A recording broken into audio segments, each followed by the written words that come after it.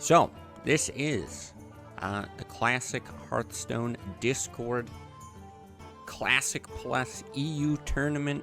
It's like the second one that Dom or Manthies in BattleNet here has organized. The general breakdown of the rules, very similar to what we've seen before. It's Conquest, best of 5. You're going to be coming with unique classes. You got to win a game with each of the classes. Now, the bans are a little bit different. So, in previous tournaments, we've seen each player gets to ban one deck from the other player. This one, you're going to come with 5 decks from 5 different classes. Each player bans a deck. Then each player locks one of their own decks, so it can no longer be banned. And then each player bans another deck. So, there's going to be 2 bans. Each player ends up with 3 playable decks, and one of those, after that first ban phase, they're guaranteed to have. So, where we're going to be starting off here right now is we're going to be starting off in some of these early. Just checking out the Discord. Starting off in some of these early rounds. So, they played a whole season leading up to this tournament. I think I can just give like a brief picture of what this looks like to help out. So, essentially, this is sort of the format. So we're gonna have ZapG versus Theo, Tapoka versus what would have been Dave. Now it's gonna be Propkers. So Swap, I guess, just wasn't able to make it. And then based on those games, somebody's gonna be moving on to play against Cozy, and then those people will advance to the quarterfinals, then into the semifinals, then the finals. So all the playing throughout the season has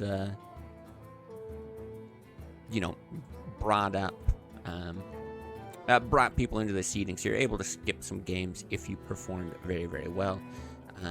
So if we look at the actual breakdown of players, and bring this back here, you can see this is what we're looking at. Yeah, I think no surprise. You're seeing, HDA up there, Watkins up there. Yeah, these are kind of the scores feeding into those seedings. So, as soon as we see that these are ready, Theo and ZapG here, we're going to jump in. We may or may not have deck lists for display. Not a huge deal. It is an open deck list to each other, so they're going to be aware of the decks that each other are playing. But just the way that this has been organized, it is a little bit more difficult for us to get these deck lists, here displayed. But if we get an opportunity to have them, I'll share them, or I'll share as much as I can. Right? We might get like a screenshot of, hey, this is like a mid-range shaman or whatever. But we might not have like the deck tracker or the image or whatever up here. So yeah, we'll do our best for that. And yeah, as I mentioned before, the NA tournament is going to be after this. Hopefully we can fly through this. It's all going to be happening today. Might be a day or two before these are making their way to YouTube, but I will make sure that they actually do make their way over there. I don't know if you can tell, I'm just filling the dead air until they're just ready and hopped into this game. I don't think too much more to talk about. I guess I can mention, I haven't been following the whole season or anything like that. Hell, I was out of the country for a lot of last month. So I'm not exactly sure, like, what is the meta, what is the best thing here, but I have seen at least a decent amount of stuff since the inception of this like classic plus format, right? So they're playing with just classic cards, banned Bane of Doom, and right, there's no like Death Knight or anything like that. So you're just playing with those, but it has all the buffs and the nerfs and everything like that from what Blizzard has done, since Classic was a thing. So you're getting the wild version of the cards, and it does shake up the meta a lot in some really, really interesting ways. So I think what we've seen previously is Paladin being top tier, which is unusual for Classic, right? Um, it's actually pretty cool to be able to see that. I think like Priest looked at least a lot better. I don't know exactly where it stands, but as a whole, I'm expecting to see a lot of control play. I think a lot of the cards that receive buffs, yeah, go.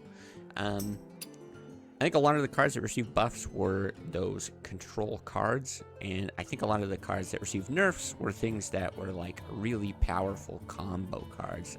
Not even so much like the aggro cards, but stuff like Leroy, right? Gadgets in, Force of Nature, all that stuff is different. So here we should be able to spectate, hop in, actually see some play. So yeah, I am expecting to see a lot more control, but at the same time, I'm also I'm very curious if somebody sort of solved this triangle of play. So let's see, Theo up against G here. We'll at least be able to see the cards. Like I said, not exactly sure what we're gonna get from the deck tracker here, so we'll see. But yeah, talking about that triangle, let me get rid of my dumbass face for a minute. Do you want the deck on? Sure. Where is my dumb face in OBS? All good. Now I can take my pants off. Okay, looks like some sort of mid-range hunter versus, yeah, what I'm guessing is gonna be more control-y paladin. It might be somewhere between that mid-range and control variety, but right back in Classic we saw a lot of trying to find the deck list here. We saw a lot of, mid-range is able to counter control is able to counter aggro, and aggro is able to counter mid-range. That's sort of the way that Hearthstone tends to play out. I have no idea why these are like related cards. I'm interested. But yeah, what I've seen from the Classic Plus games that I've casted so far, that really didn't apply so much. Control just ran over anything that was aggro, anything that was mid-range, and nobody really had a solution. But I feel like if somebody can come up with a deck that, yeah, is, let's say, as effective as mid-range Shaman was in original Classic, I think they're going to be able to snag a lot of games with it. So that's something I'm really going to be keeping an eye on today. Okay. Apparently, we have some deck lists somewhere in this channel. If I jump ahead to now, oh, we got images anyway. Okay. I mean, it's something. Can we open this in a browser? Okay. Let's let this play out. This is listed as the face hunter in the middle here. Okay. Wow, quality to clear already. So this is the deck we're dealing with. This face hunter does have the high mains, the Stranglethorn.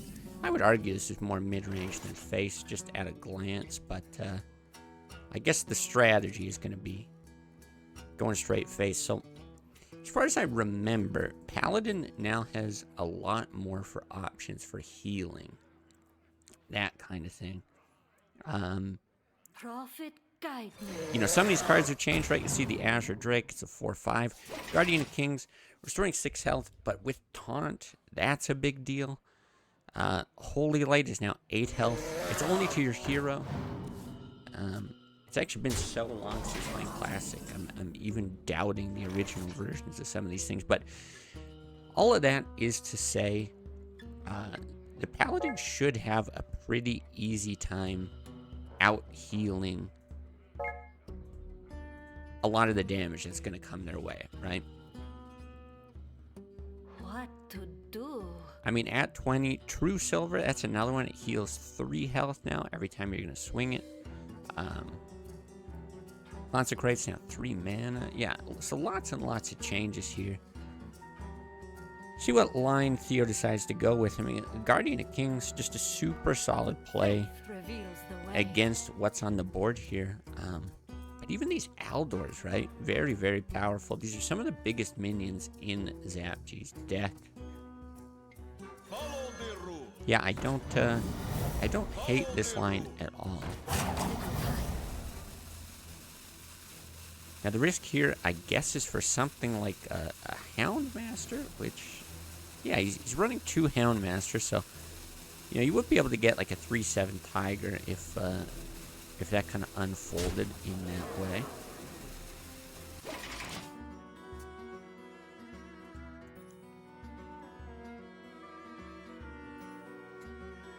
But yeah, not really looking like it. It's gonna be rough. Kill command does get the bonus from Beast Speed now.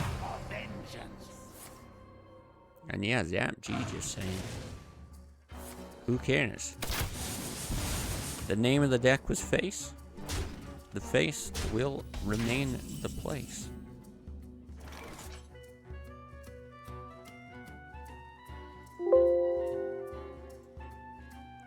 Now let's see. I want to get rid of these little bubbles. I think I had to like reinstall this or something. Faith reveals the way. And yeah, I don't like some of the overlay elements here. So okay, getting a heal, getting a taunt down. I gotta think Theo is swinging his weapon this turn. Already here, yeah, back to 17 with a Holy Light in hand. So exactly what I was saying, just so difficult to actually break through this, but it's a huge draw to be able to suddenly now draw 4 cards off of the buzzer.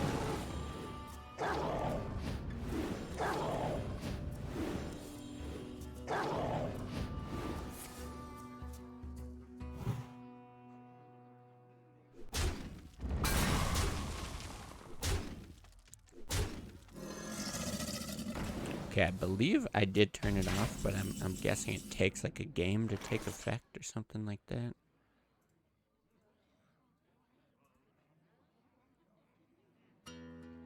I guess let's see. So, okay. 1 Consecrate. Just going to be able to wipe things. You get the additional spell power here from the Drake. And yeah, back at 22, up to 25. If Theo wants to take a swing, which I really don't think there's a reason to. Probably just thinking, hey, do I drop a dude here? Little risky for the another Unleash the Hounds combo, but you know, he did just top deck that Buzzard, so probably doesn't seem too likely that it's going to actually result in another draw from his opponent here.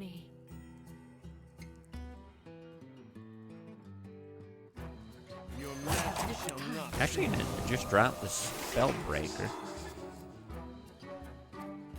Yeah, I mean, there's a few silence targets in Zapg's deck, right? You could hit a high main, something like that. Maybe a taunted minion off of a Houndmaster, but there's not a ton that you're really concerned with, so just a 4/3 body here going to be a pretty big play. Here we see Unleash, yeah, without the draw. Now we're going to see, and this is exactly what I was going to ask here. Well, you don't have to do it in this way, right? You can also drop. It doesn't really matter, but you're kind of on either side, right? And these are going to slide and get the bonus, and yeah, there's all kinds of very nice ways to make this happen. So it actually gets it clear here. And this I actually think makes more sense from the deck type. Starting to play it as less of a, you know, this is a face deck, I'm going to push all the damage that I can, but actually doing some of those board clear elements, like I said, it resembles more of a mid-range list to me, so. Oh yeah, HDA wants to hop in to do a voice call. In light, Let's get this up and going. triumph. And I gotta share. Hello? Share Hearthstone. Hello. We've got you. Let me get you up to speed It's nice there. to see you. It's been a while. Yeah, no kidding. Always nice to be back with this. But here, now you get to scout your opponents. This is what you're up against. And yeah, we've actually got ZapG making a pretty good comeback here, but we're sitting on a quality consecrate. In the light, we are one. Things kind of go back to a fresh slate. Is the hunter like outvaluing right now? What's going on? Yeah, I mean, all of a sudden, there's that big unleash play with Direwolf Alpha. I wouldn't play the Croc there, to be honest, because you like give extra draw. I think it's like very bad to give extra draw in this spot. Yeah, I can see that. Oh, hold on, I gotta get your volume up here a bit. Yeah.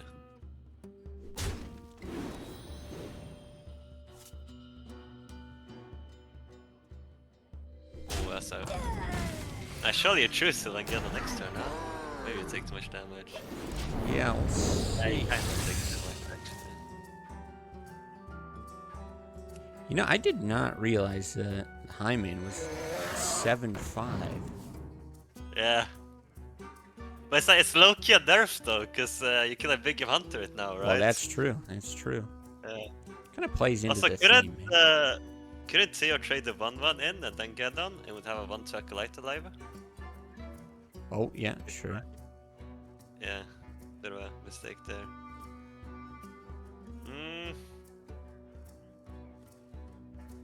Yeah, you could trade. I mean, one consec's gone, right? It's a reasonable trade.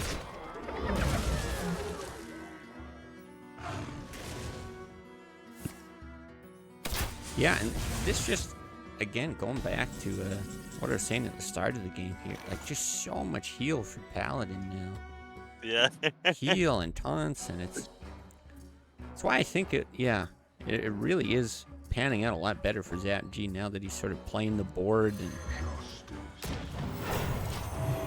claiming it instead of just pushing straight for face. But we're actually getting He did in kill here. command base though, which is gonna hurt him a lot.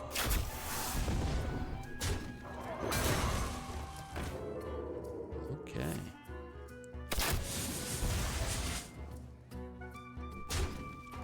He's gonna go face. Yeah, understand.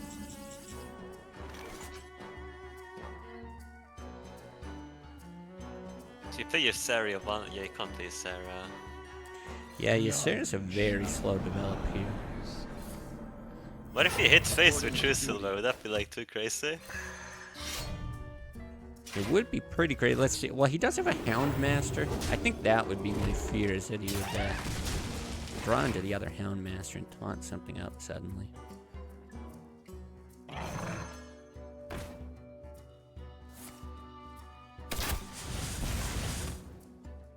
But this gets scary, hey?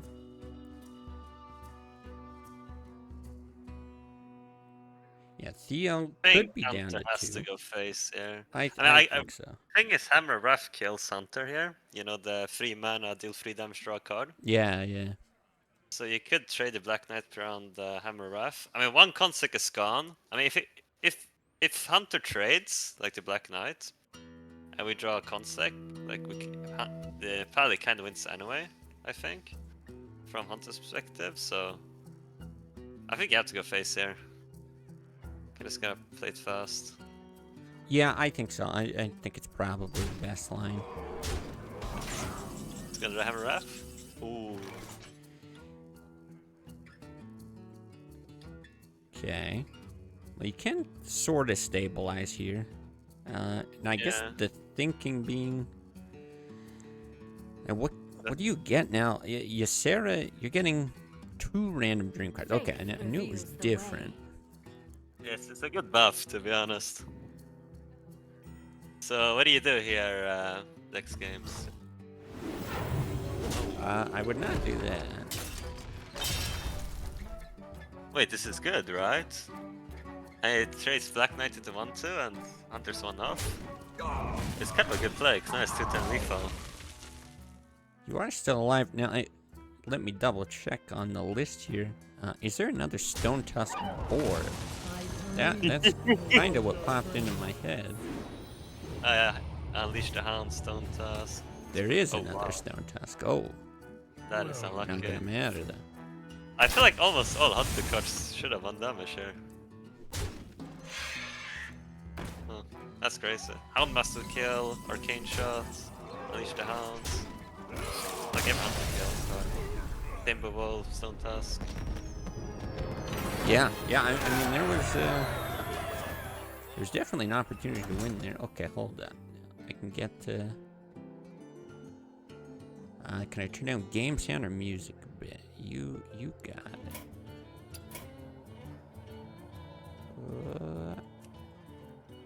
There. All right, in 5 minutes that'll happen. Okay, let me bring back the win counter. Okay, so first win to Theo.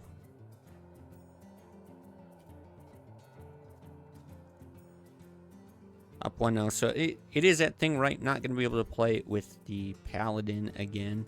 I feel like the Hunter actually did reasonably well, considering, right? Paladin is probably going to be the strongest class across the tournament. Yeah. Gul'dan versus Thrall. For Doomhammer, your soul shall be mine. All right, and this is what I'm very interested in, are these mid-range lists. So You win this what? Maybe a mistake in what was queued up, something like that. Could be. I'm gonna take a stab and say that wasn't an actual concede. Hey, it doesn't By make the band sense. I deck. feel like Shaman has a good matchup there. At least a decent one. Well, if it's a banned deck, I guess doesn't really matter. But yeah, that is too bad. Was like Freeze Mage versus Warrior, that would be a different story. Sure, You'd sure. understand. Yeah, just save your time.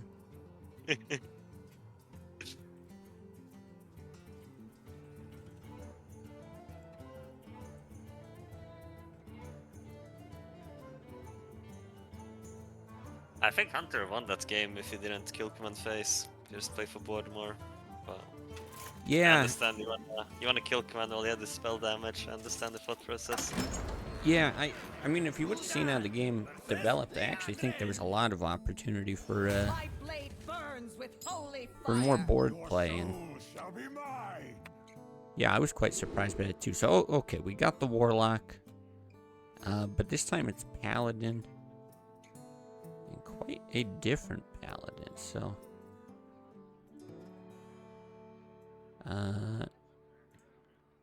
Charger Wrath. I think this was a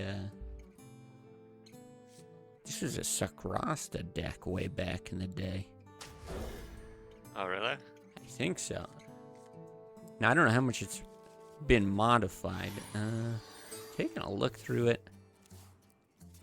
Yeah, kind of a mid-rangey list, but you get to be very proactive with it, which I did like for Paladin. You know, in original Classic, it's like, all right, you've got an opportunity to be reasonably aggressive, but I'm not sure in this format. It seems like you're giving up a lot to not be playing a control Paladin list. Yeah, control paladin is it's quite strong. I smell I'm surprised they didn't tear up over there. Is he running Divine Favor? Maybe that's the thought process. No Divine Favor. Uh, Okay. I'm starting to see the face really is the place no matter the deck.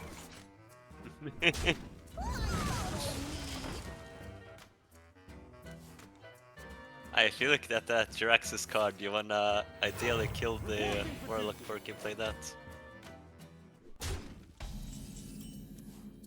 Right, yeah. Jiraxis. Boy, quite a bit different now. 8 mana, I gotta remember that. And now I I'm think just. you should have killed the Luthorins first, in case you drew like a free drop. Could have played that. Yeah, maybe. I'm just looking at the list here from Thea, so... yeah, he's got this as like a control deck with a bunch of draw. Draw control is what he's calling it. No giants in it. No Twilight Drake, so quite a bit different than your typical hand lock. Yeah, it's you see this Big Game Hunter, you can like trade it now. Right. So a lot of people are playing Big Game Hunter. And Get another. yeah. That's kind of where you cut the giants. And also you kinda wanna play less like greedy, because you have like Jiraxis. Like run like giants becomes like more greedy, if that makes Right. sense. That's like unnecessary greed. Like, let's say you play a giant, you get Big Game Hunter, it's like you lose so much tempo, it's gonna be hard to play Jiraxis at that point. Sure. Yeah, I can see that. I think that makes sense. Yeah, and then that explains a lot more about the face damage as well. You're not concerned about Moltons coming down or anything. This face damage is pretty sticky. Yeah. Paladin is just not getting to spend mana, I see. No, that is a painful turn. Also, have you seen the new Acolyte? Yeah, 1 more health, right? Yeah. Yeah, That is it's pretty bonkers. strong. Your faith in the light. Okay. Well, Tyrion is good, but we've got death rattles on both sides here.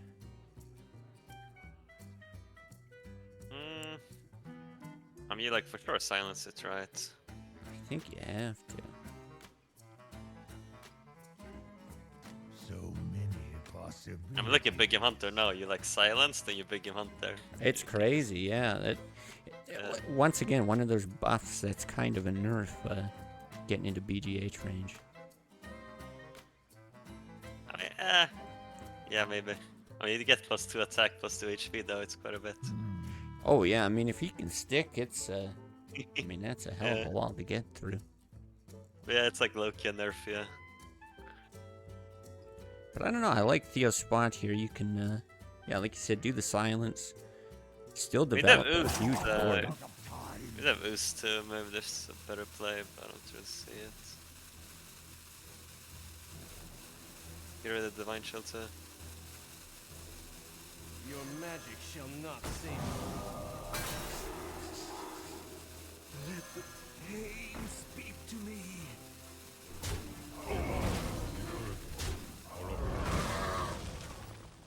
Okay, so pretty hefty board, and now it is an equality, so could go ahead and wipe things.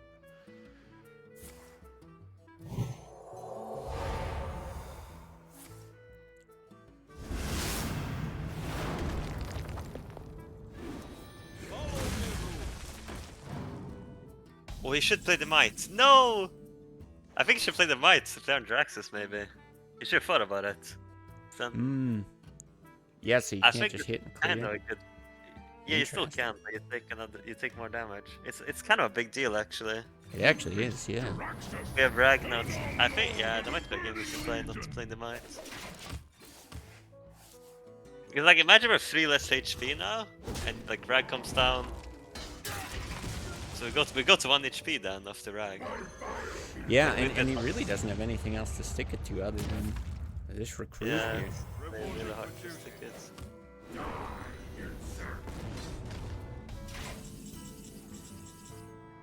Oh, I have no great clear to this Rag, though.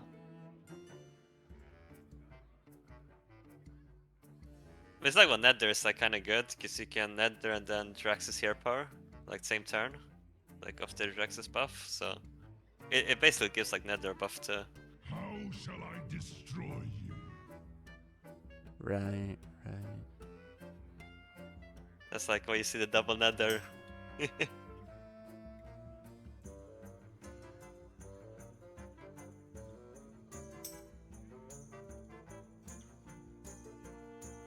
wonder.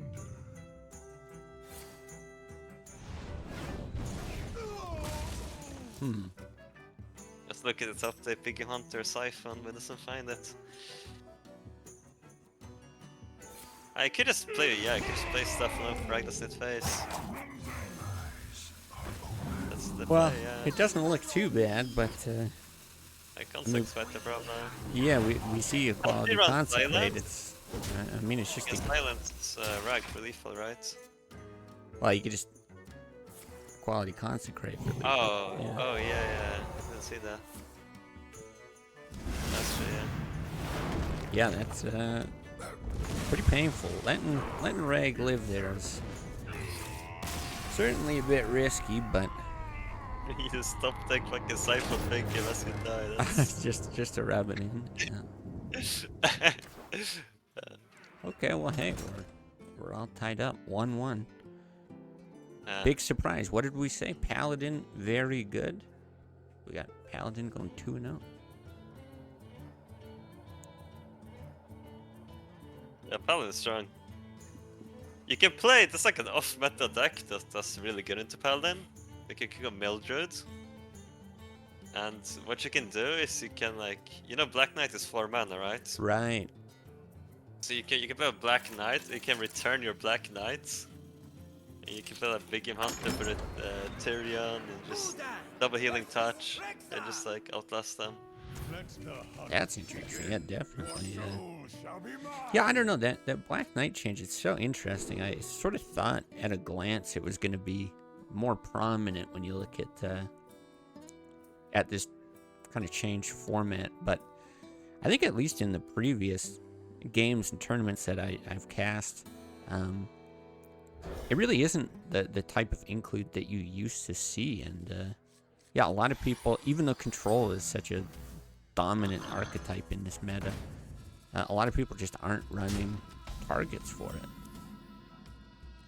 Now maybe that's different here. I haven't looked through all the deck lists just yet.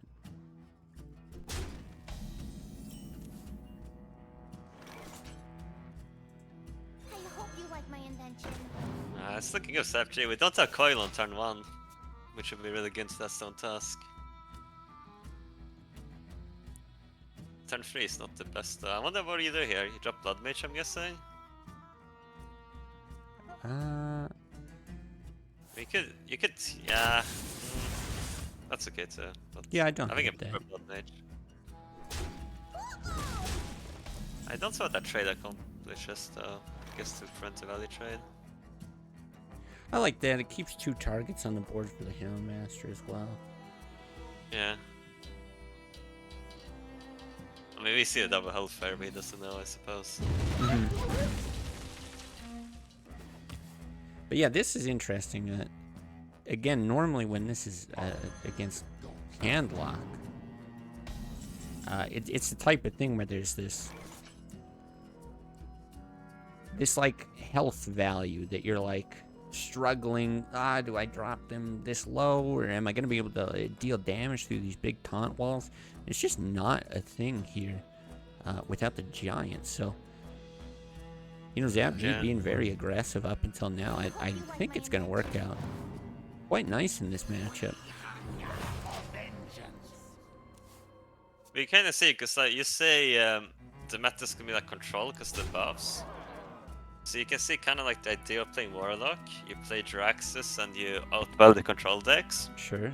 But then you can go Hunter, which in theory got nerfed from the changes, but in theory should do good against a deck like Warlock, right? Yeah, exactly. And I think that's what is actually so interesting that we're seeing so far is in some of the earlier games that people were playing, it really was just, okay, well, let's try some of these familiar archetypes or include these buffed cards, but we're actually seeing a real meta pop up out of this, and you start to get that sort of counterplay. And I do think whoever ends up winning this tournament, my prediction would be that they have some sort of like most likely mid-range list that's going to be able to thwart those control decks, or something that's going to, you know, counter what's been buffed essentially.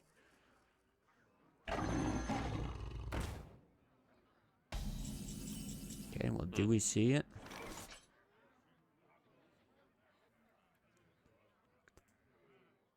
This is the yellow BGH. How can you resist? I've got the Yeah, it's the high main there, right there. There we go. It's not that good though. I mean, it's spending 6 mana for this PGH. I mean, it's the correct play, but it doesn't feel great, right? No, and that 4/2 body is especially awkward here. Now, Yeah. I gotta ask, I haven't actually played with this BGH. I just saw the cursor. Hero powers, that's crazy. How many times have you seen or done the thing where you want to shoot something with BGH, but you use the tradable instead? I feel like that's the first thing I would do. I haven't done that actually. Okay,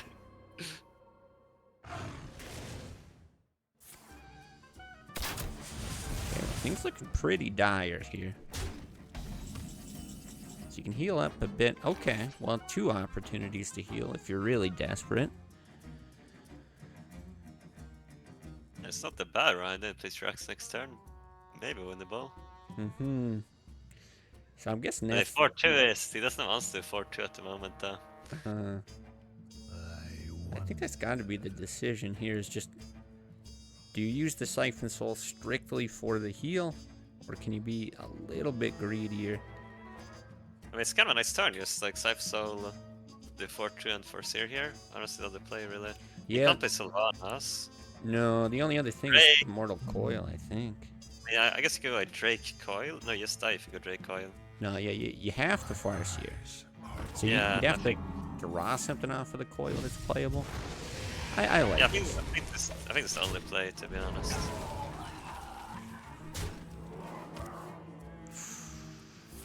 We're seeing the Yeah, damage. I think it goes to 4-2 here. So how do you want to 4? We can't Hellfire if you look at a board.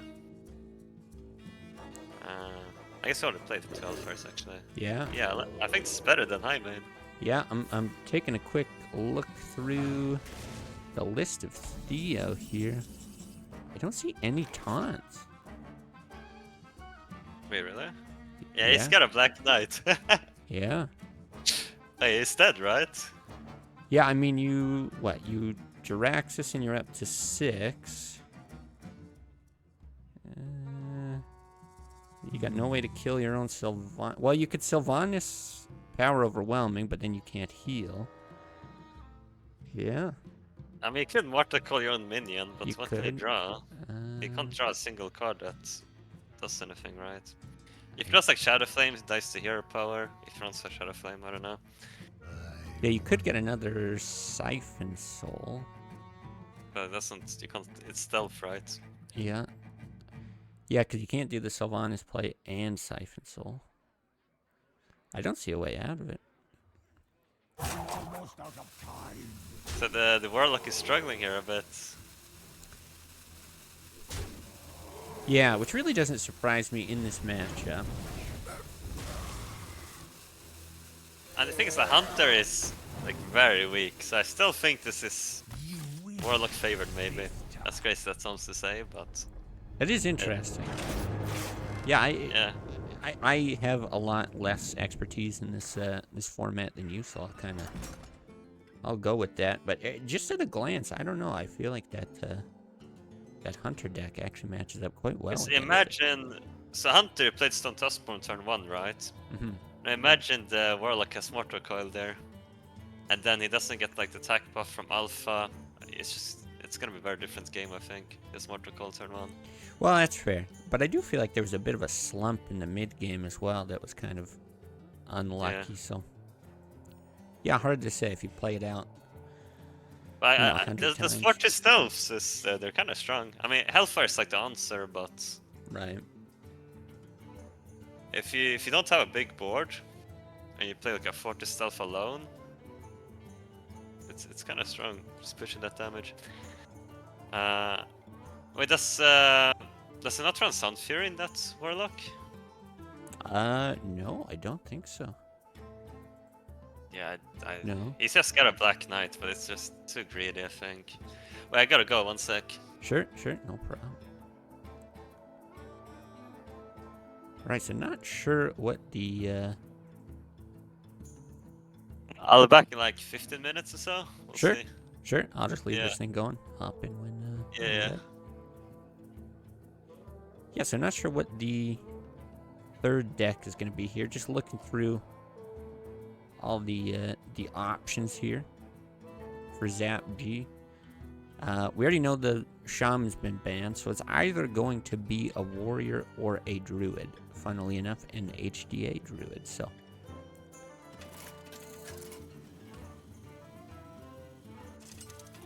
Let's see.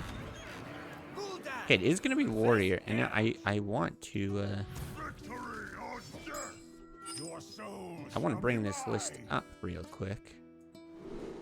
Because it includes 2 Molten Giants, which I am fascinated by. You can see so much on the high end, which isn't really that uncommon for Warrior. But once again, at a glance, I'm looking at that being like, okay, that feels maybe too greedy. But at the same time, I know Warrior also has some buffs on the low end, like Cruel Taskmaster, got an extra bit of health, Shield Block is 1 mana less. If you're running 2 Acolytes, you've got, the extra health there. There's a single charge in this list, and I'm assuming that is for the Molten Giant. But yeah, very curious to see how this plays out. Generally speaking, you don't have, Reg and Alex and Ysera all together. You maybe have 2 of those 3. Ysera being the least common choice. But then to also fit in the 2 Molten Giants and a Faceless, like, yeah, very, very greedy. Only a single Brawl as well.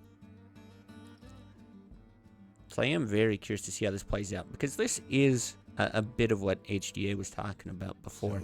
If you can get into Jiraxxus, and there is a lot of draw in this deck, right? That's why I think, yeah, you go for the Novice, you try to get at the Acolyte as soon as possible. You want to get those draws so you can play Jiraxxus on turn 8, and then just start pumping out those hero powers. And against a single Brawl, that's going to be pretty tough. I guess basically the same thing here, right? To hero power or draw. It's just a question whether you need something on the board or not. And actually probably smarter from Theo here, thinking in advance of the Acolyte of Pain for his opponent. Okay, Swampoo's going to get some value. These are the only weapons in the deck. There's no Gore Helm or anything like that.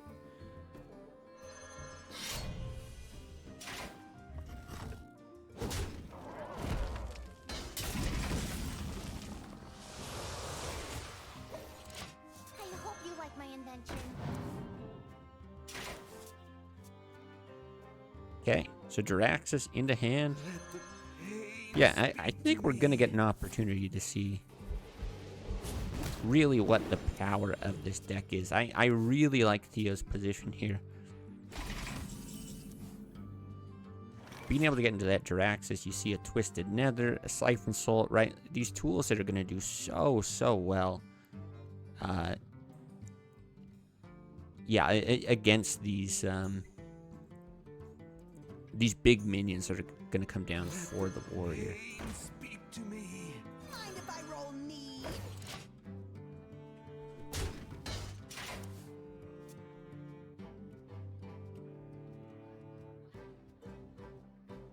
Back to work. Okay, getting a lot of draws off this Acolyte, right? The Slam essentially being 2 draws.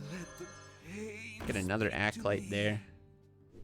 Now we are seeing damage get pushed, which is kind of unusual for a Warrior, but I think we've broken down this deck enough where I can understand that. Chipping away with the weapon, chipping away with a buffed up Acolyte.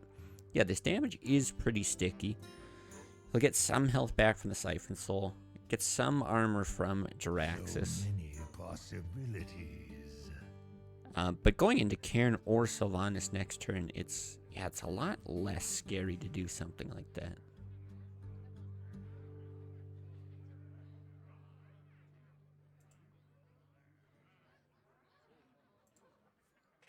I wonder.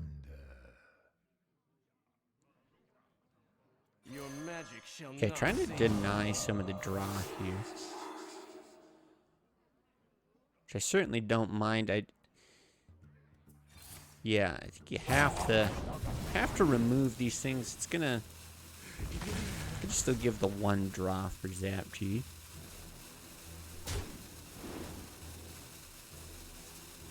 Tons and tons of stuff, right? This is 8 cards in hand. Yeah. 8, so you'd be up to 9, drawn to 10.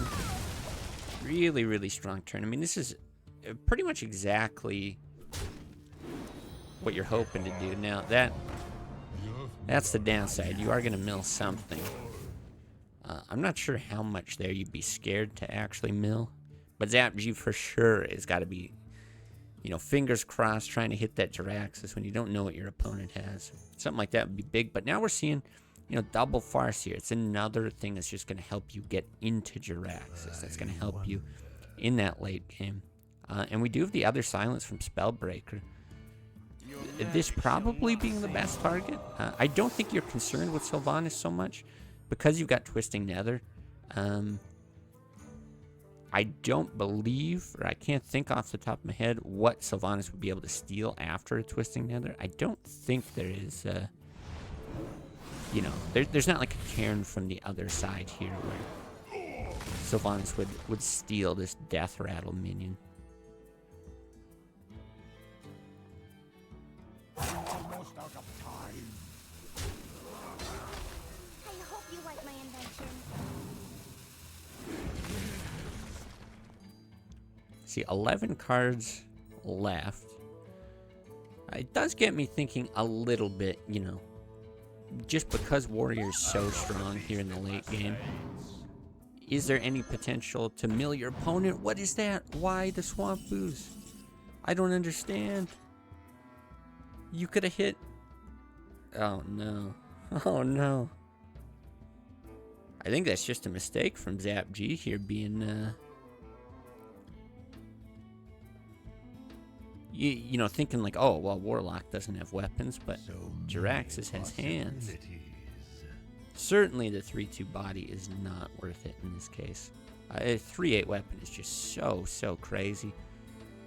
And I'll double check here, but yeah, just the one Swamp Ooze. There's no Harrison, right? That's the only opportunity to get rid of weapons. Oh. Well, that is painful. But what do you do here is Theo. So if you do play Jiraxis, you have an opportunity to clear the board. I don't see anything wrong with it. You take a few points of damage. I am just... You can't see it in the camera. Hands on my head. Feels so bad. I gotta think Zap G just sitting here like, oh, right. Right, that is a weapon. As Jiraxis punches the Swamp Ooze.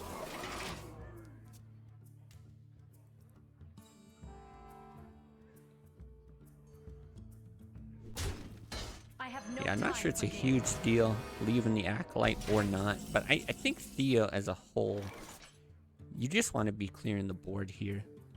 Stabilizing, staying alive. Because, yeah, the longer this game goes, the more it's going to be favored for Theo. Okay, gonna hit Immortal Coil. I wouldn't have hated a Twisting Nether there, because you get to push the 4 damage on top of it. And you've got 2. There's lots of good stuff to hit, though, so I don't mind this at all. You still develop a really nice board here. Now, you do have to think a little bit in terms of Alexstrasza, right? There's not going to be much point of just dropping something like Double Farce here, if it's this early. But yeah, see, here we're at 8 cards. We've got a Drake here. We've got an Acolyte here. It does get me thinking, okay, maybe Zap G can start thinking mill, just a little bit. But no brawl here. I'm wondering, what is this? That's a Ysera. Wonder if we'll see the shield block. You know, hero power shield slam and maybe just try to dig closer to that brawl. 'Cause even if you're not going to use it here, you're going to need it. You're going to need a brawl pretty soon.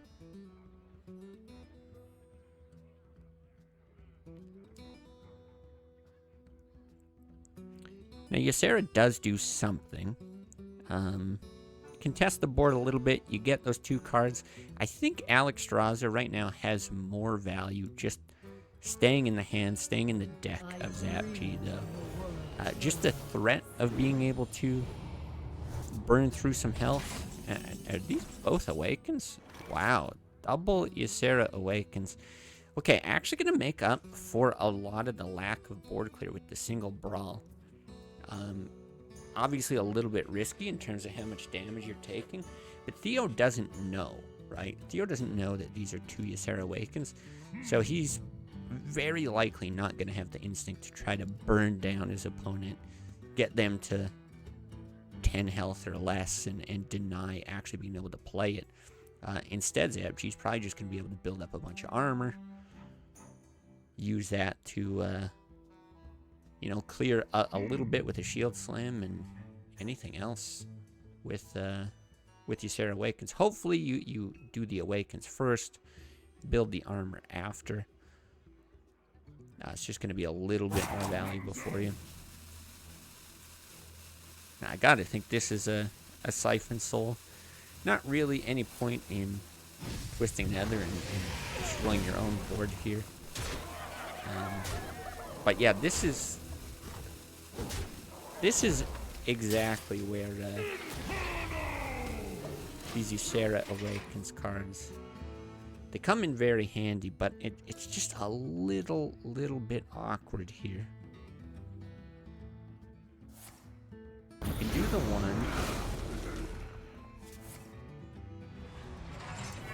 and I was actually looking at, like, is there any sense of oh, okay, shield slam execute, I guess, with the molten. Yeah, if there was any reason to maybe have the armor smith as well to gain some armor there. Made to fit. I definitely don't hate this. Not playing the molten though. Okay, I guess just thinking about twisting Nether. So ZapG is hoping. Theo's gonna hero power here. Ooh. This is going to be very strong. But yeah, hero power, have something on the board, and then when you play the Molten Giant, it makes twisting Nether a little less appealing. The only issue with that is... Oh, no, that's not at all what ZapG's thinking. Of course, there's the charge again. ZapG is thinking Molten Faceless Charge. And I was going to say, yeah, the issue here just being that... ZapG's health is so low, but none of this matters right now. Right? Molten Giant is 8. Wow. You can even double Molten Giant just for fun. You get, what, 2 extra from charge? You faceless, that's 20 damage. Huge. Absolutely huge. Doing the Ysera Awakens. Just a win in style. Alright, ZapG takes it. Sorry, wrong chat. GG anyway. Okay. So I'm gonna take a look here at what we've got going on in this document. Okay, it looks like, yeah, Tapoka versus Propkers. I see 1-2, so I'm assuming that means Propkers with the win here. So yeah, I think it's going to be ZapG versus Cozy. I believe that's what we're looking at. So we got Cozy here, ZapG there. Yeah, probably a good time for a quick break here. I'm certainly going to duck out for just a second here. I think that's the match we're going to hop back into. And yeah, we'll get to check out someone new. So yeah, just stay tuned. We'll get into the next matchup as soon as we can.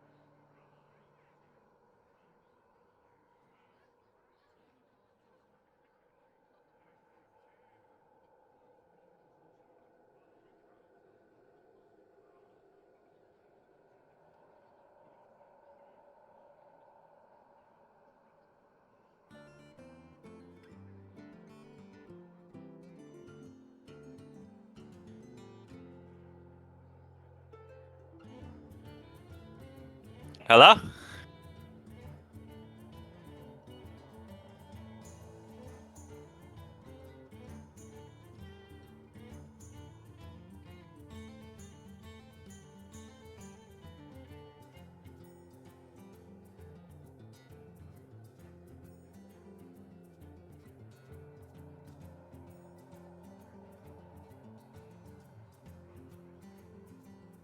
I am back. I don't, Oh. Well, it looks like Tapoka Propker's still going. Oh, okay. Oh, I might have, Did we bork the client? I guess it's just 1-2, right? Okay, thank you. Yeah, so that's my mistake. I could have just jumped in there before. Yeah, we'll just pick up here. So this is potentially going to be the last game. Updating the overlay just to make sure. So we got Propkers is up 2-1. Yeah.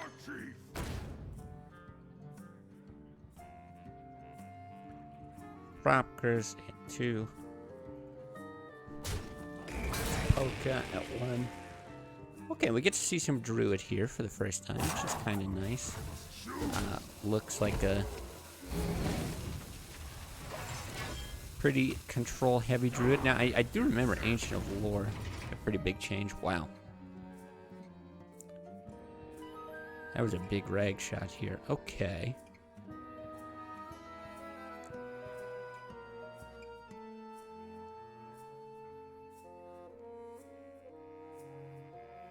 Yeah, very interesting, because I think, really you want to steal this rag, and I'm looking at, yeah, what are the best ways to do it? Swipe does have to be an enemy, but you can blast with your keeper, so you could do something like hit, and then you could keeper, like, shoot your Sylvanas to steal, and you'd still have 6 mana. Boy, for a 3 mana swipe in Farseer. Time waits for no one. Yeah, because no real threat of dying here. Oh, no. Don't do it. Steal the rag. Okay, well, you could do it this way, too.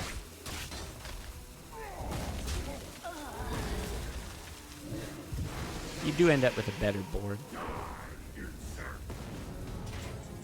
Yeah, these two instead of... Now, I don't know if there's like a Black Knight here on this side or something like that, but... Really, it looks like this is going to be a desperation Alex Raza heal. And then just hope to survive another turn, but it's looking pretty grim here for Taboka.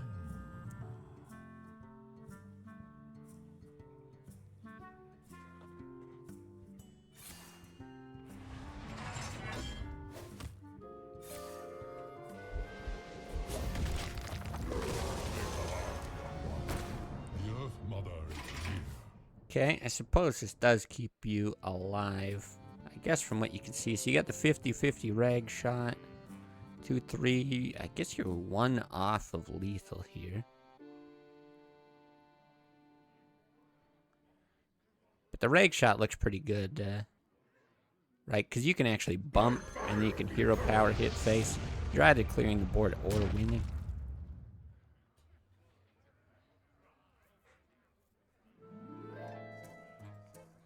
Oh, sorry, I was posting my lineup to dump and back now. No worries.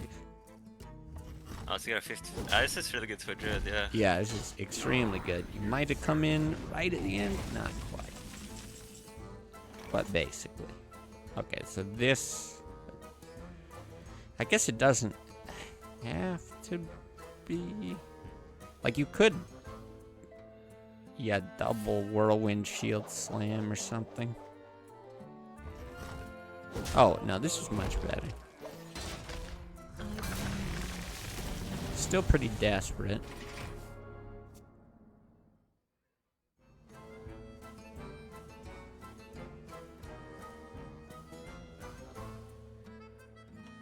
I think here...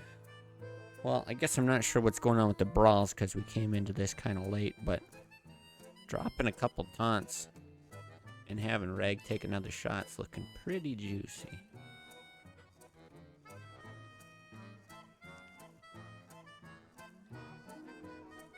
I'm surprised the Druid was running Age of War. Because you know we talked about Black Knight being 4 mana. Mm-hmm. Like playing Age of War, it's I wouldn't recommend it. It's quite risky, you know. Well, it is interesting. Like, Because the thing about Druid, it's like if you fall behind, you got a problem, right? Because not that much block there. right. Like I always talk about this. Like you only AOE swipe, right? So you play Call of Age of War. If that gets Black Knighted, like your opponent's gonna like get tempo from that, right? Mm-hmm. Mm-hmm. And as Druid, you can't really like you have no like comeback tools. You kind of just like lose the game instantly if that gets Black Knighted, like always pretty much. Yeah, I wonder how much of it kind of going back to what we were saying before about, you know, now if there is this sort of meta developing with people, at least what I've seen previously, people not running the Black Knight as often because there's not as many targets because it is so potent. Is it now sort of like the 4D chess move where you go, well, if other people aren't going to run it because they don't expect me to run it, then I'm going to go ahead and play it big time. I mean, sorta, right? I mean, I was experimenting with like cutting Black Knight, but the thing is, at the end of the day, you're playing a 4-mana 4/4. I mean, it's not that bad, you know. Yeah, that's just it. Like, I think 5 is like that magical number that you're always shooting for. But yeah, a 4-mana 4/4 still does do quite a bit. You're right. Okay, and here, I don't think you can. I must safeguard. Oh, with the silence, you can guarantee lethal. Yeah. Played. Good. Okay, so Proctors does take it. We should have zapped G versus Cozy here any second, I would think. Keep an eye on things here. Wait, do I play the winner of Sapji Cozy or? Let me see. You are. No, it looks like, if I'm reading this correctly, like you're already into the semifinals. Yeah. So we'll have to see how this is still considered round 1. Whoever Whoever wins between Zap G and Cozy will be advancing to the quarterfinals to play. Let's see if that's Prop Cruise. They're gonna play Abduct, and then is it gonna be? I guess it's the winner of Prop Cruise versus Damask is gonna go against you. Okay. Yeah, kind of an interesting format. I actually, I like this, even though I haven't been, following everything throughout the season or anything like that. But it is cool to see, the high performers get to jump ahead in a bracket like this and, get a pretty big advantage. So, okay, I see Cozy readying up.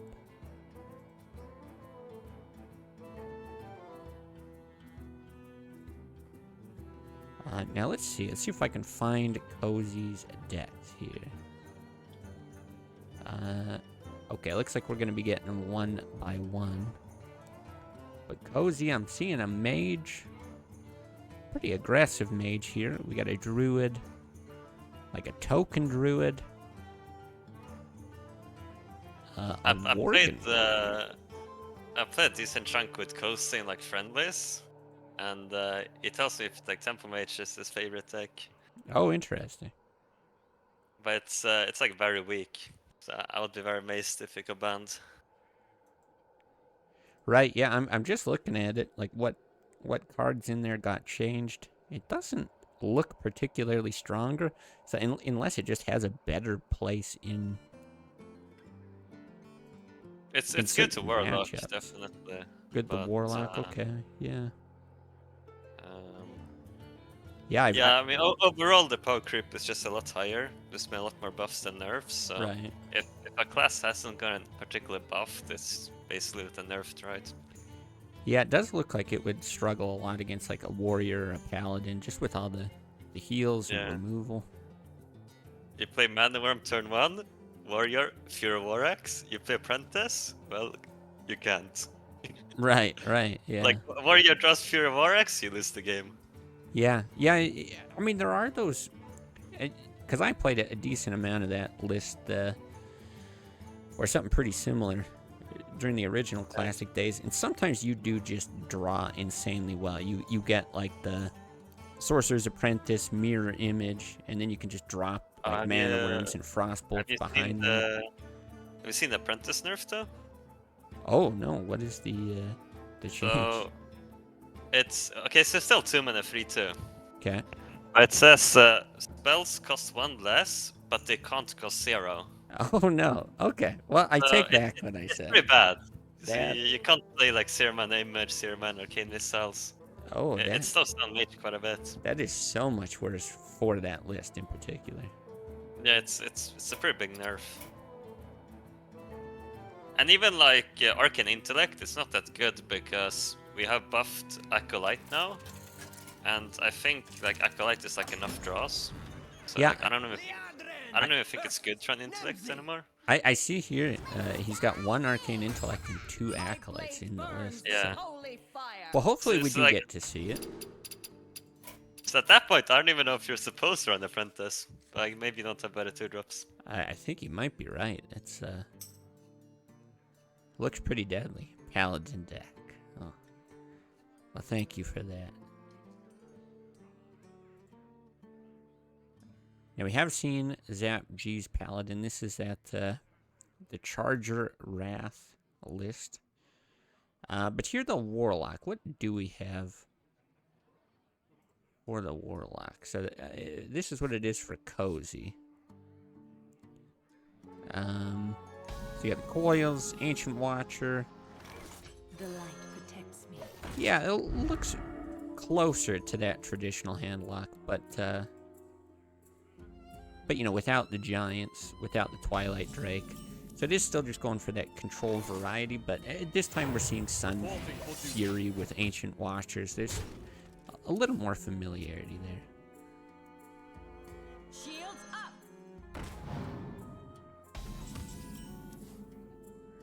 But I do think this aggressive sort of proactive style of Paladin might be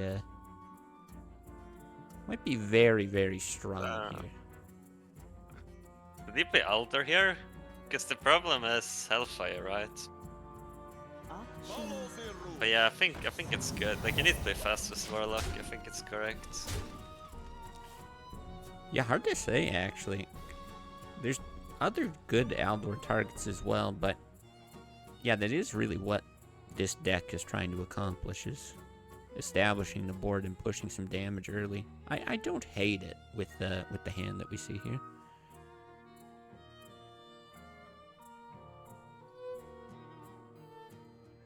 Let the pain speak to me.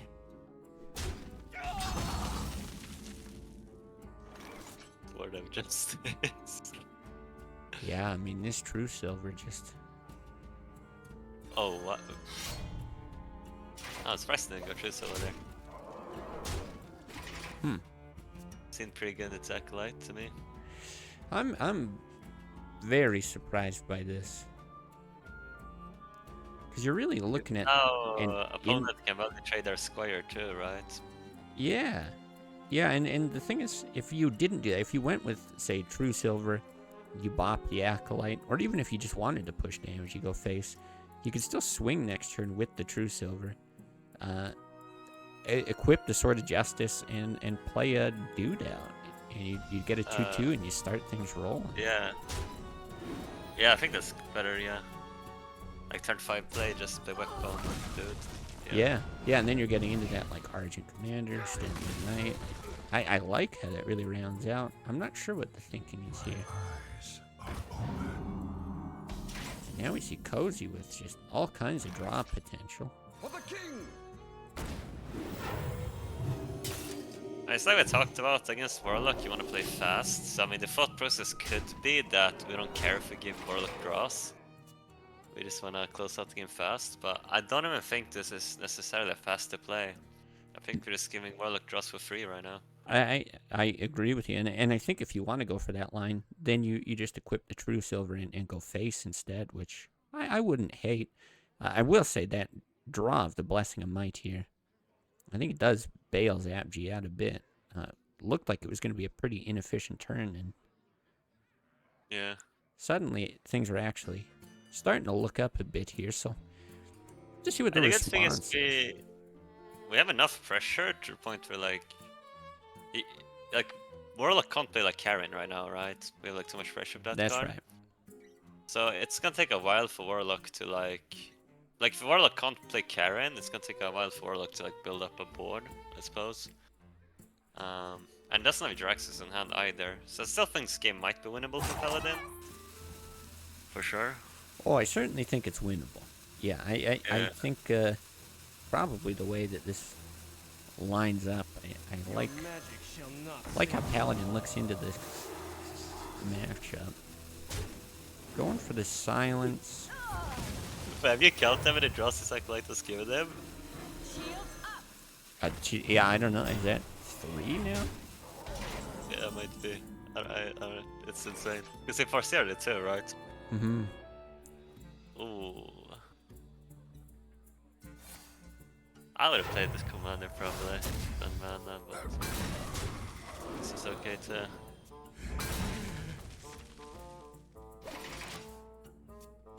Wait, doesn't Hero Power? Not playing the hero power, I guess. Thinking about Mortal Coil. Oh, but it becomes a 2-2, right? It's gotta Oh, like yeah, you're right. trade with Sunfear, but then we can just like attack our weapon into 2-1. Yeah, I'm actually really not sure. Then what? I would like to see a commander turn 6, because the thing is like we have 2 4-drops. Actually, we only had 1 4-drop at the time, to be fair, but I feel like Hammer Wrath is like a better card than Commander later. Like if you don't play Commander on 6, I think this card's just gonna be too slow later on. I feel like Hammer Wrath is like always gonna be a very playable card. So I'd like to just play the 6-drop there, get rid of the bad card, spend their mana. Yeah, I agree with you actually. I'm starting to feel like this was a very winnable game. for the Paladin, and it's quickly getting out of reach. Actually, a pretty strong turn, not to be fair. It's not bad, but we're seeing double Siphon Soul for Cozy here. But, You got another taunt in Sunwalker.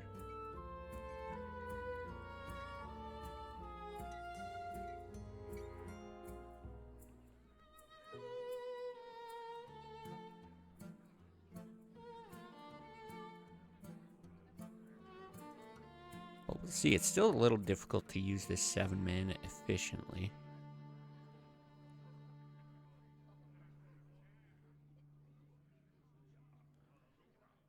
But I gotta think we see a Siphon Soul and maybe just something like a Blood Mage.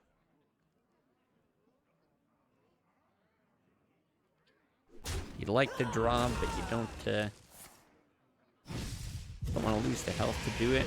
Sure, Ancient Watcher, something like that. I think that's fine.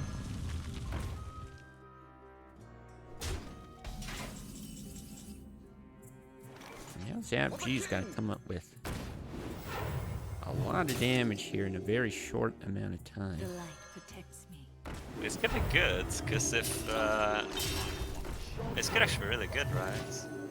Because if Warlock siphons the 3/6, there's no ons to rag. Question mark?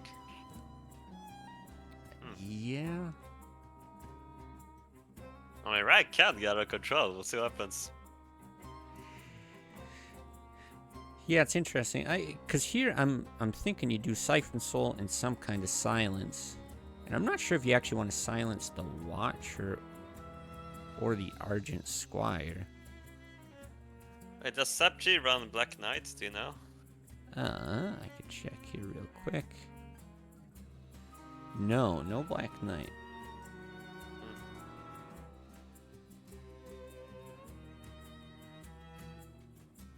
So I guess Coast is feeling quite good at Sunwalker then.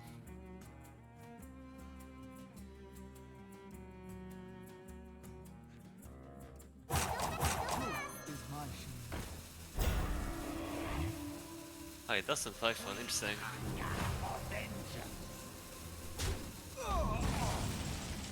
Yeah, I don't mind it. Okay, getting into the big bodies.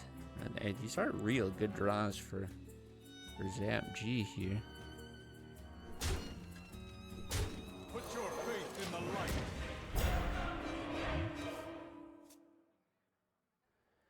But now you get that silence Siphon Soul if you'd like.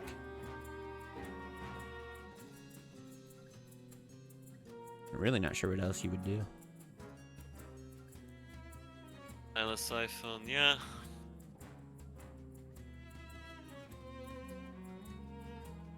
Well, World goes to 16, Rag can potentially push 8, so we can push like 8 more to face.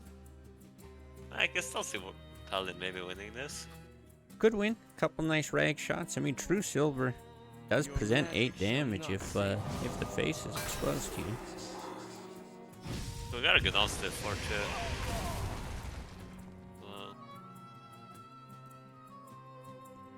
Okay, Cozy thinking about ending things as well. Ghost's hand is very slow here. I mean, Karen is hard to play. But Drake is also kind of slow to play. Acolyte. Hellfire Killer on board. I mean, Ghost's cards are not good here.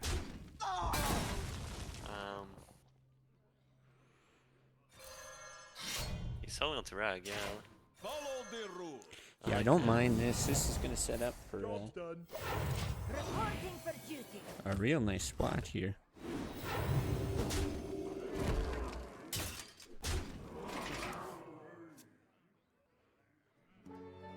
A pretty good draw. Yeah, at least gonna let you draw a bit more, but you're absolutely right. Cozy's gonna have a lot of trouble closing out this game, I think. It really is just a... Does Coaster run Sunfear? He must run Sunfear, right? yeah. I mean, imagine like carrying Sunfear on the Watcher, it's so good. But the thing is, I guess according to this deck tracker, we've seen both Sunfuries. I remember the one, Oh. but I guess there was two.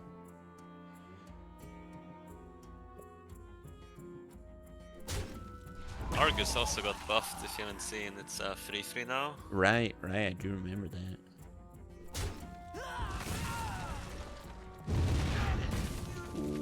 mean, This is getting tight. that's good draw. Okay. Oh, I mean, it's a 1 in 3. 1 in 3. Not the worst. Hey, that's odds. not good.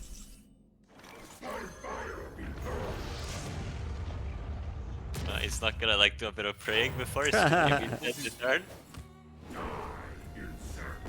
Ooh, the worst target by a mile. Yeah, and suddenly that Argus. Well, hold up, he doesn't have an answer to Rag, right? What's that? He doesn't have an answer to Ragnaros, though. No, no, he doesn't. His answer, I think, is just playing out more minions. Now, maybe Probably. thinking about tapping? Yeah, or drawing here. Right. Not actually sure what you're hoping for.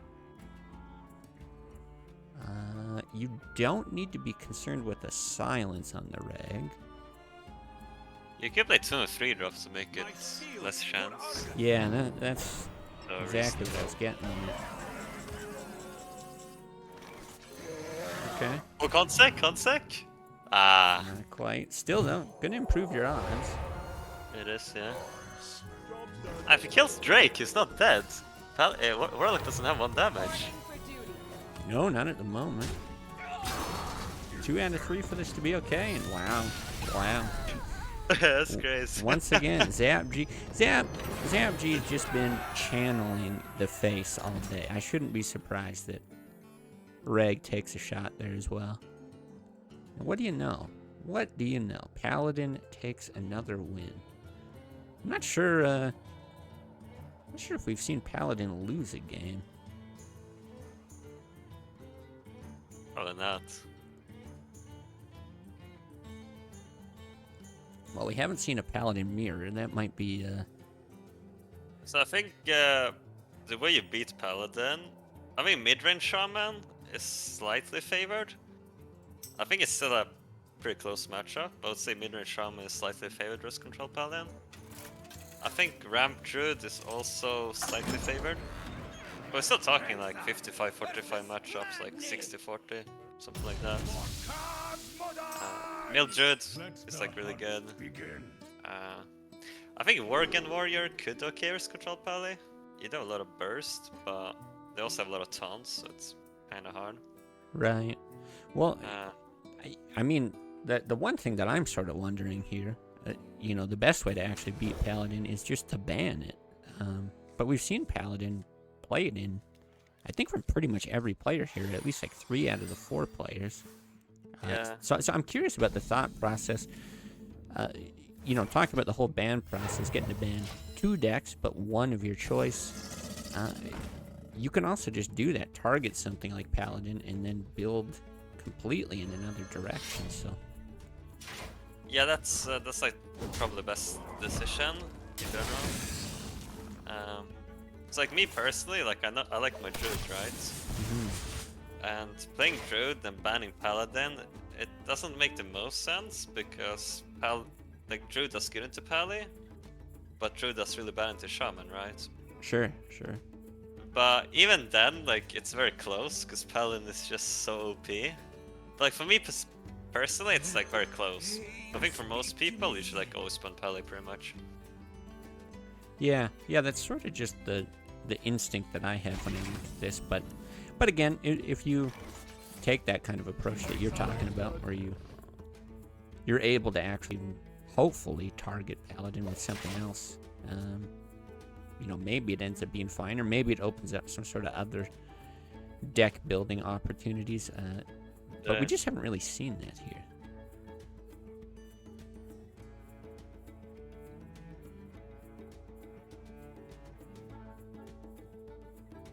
Yeah, we do see Worgen Warrior here.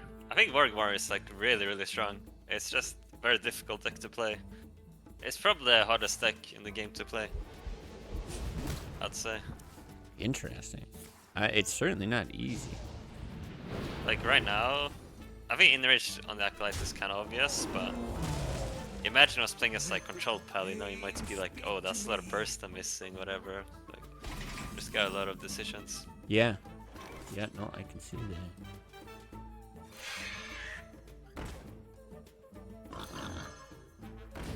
Okay, well, we are going to see a couple draws here. They just go face it both. I respect that. Hey, it's Zap G. That's it's been the name of the game so far. Go face up for the best. Yeah. Well, in this matchup, you know, I maybe like that a little bit more. It's reasonable, I think. Yeah, I think Zap G was punished a little bit earlier doing this against Paladin, you know, just because there is so much heal. Yeah, Warrior has a lot of board control tools here, and you're going to get a decent amount of armor gain. But they're really just trying to draw as much as possible. And if they can mitigate some damage in the meantime, great. But I think that is what it means, and it sets you up for a nice Drake into Heim inline. I think Kosa got quite punished there by a play, if you noticed it. So he traded the 3-1 Acolyte first for the draw, and he drew Battle Rage.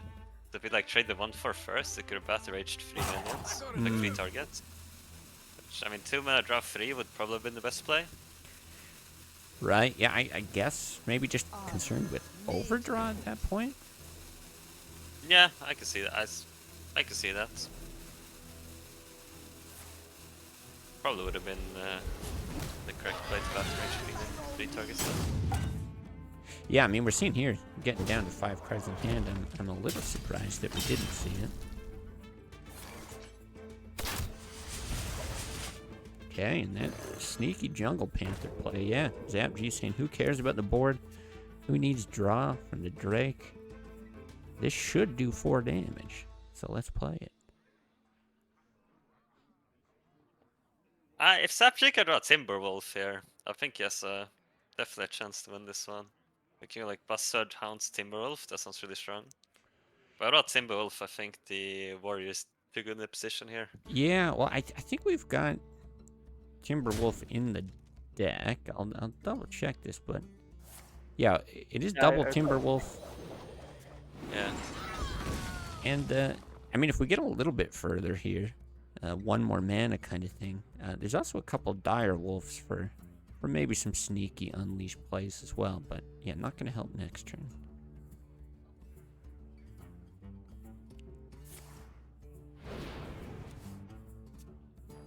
I gotta move.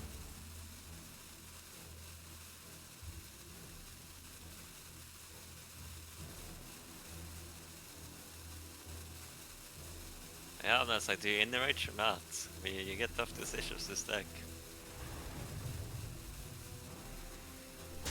Opts not to do it. Yeah. Again, 10 cards in hand.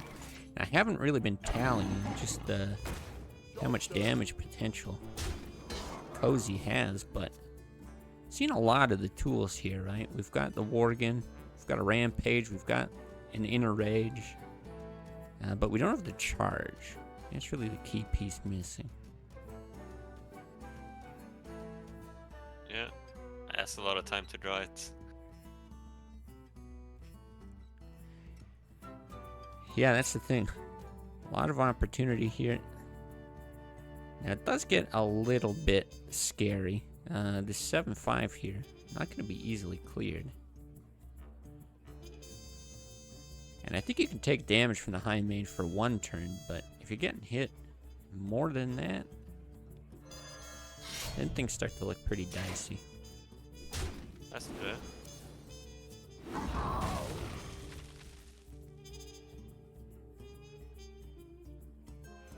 I like this stuff. Cozy basically saying, okay, look, I don't need whatever this is capable of doing. Something like 32 damage in a single turn.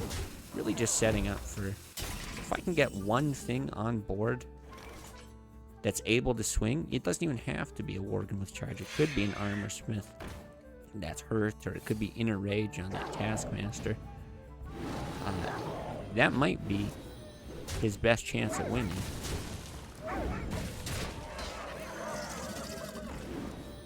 Well played. And yeah, let's see. I'm sort of guessing. I mean, we've got 7 damage to give it 8, 9. We get the single Rampage. That's 12. It's just not quite there.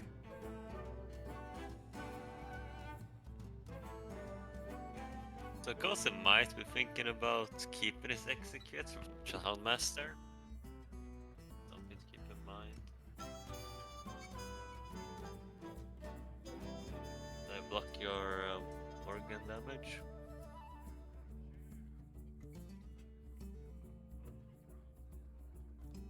Hmm.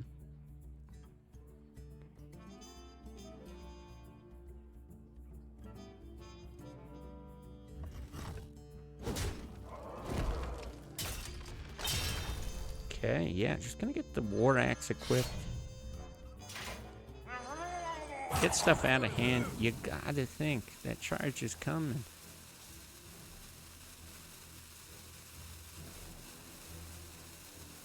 If he does this in the rage, I still don't know if with like axe, it's not a charge, yeah.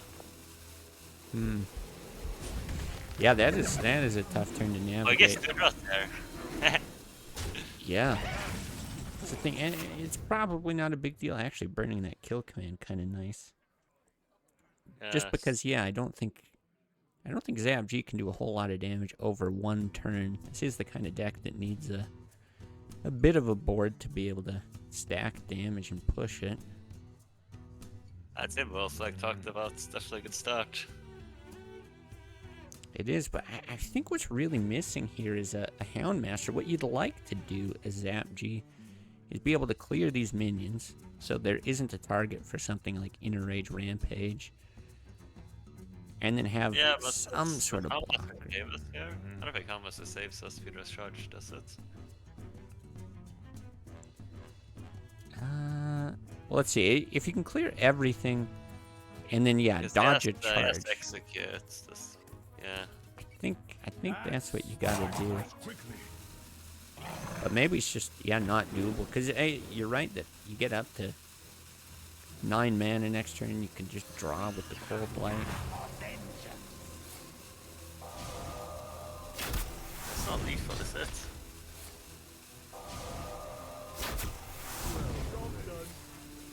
I can't think that this was the right line. Well played. I sort of think this was. Yeah, I think Zap just assumes he's dead either way, but I don't think he understands like that Kosi could like not have charge here. No.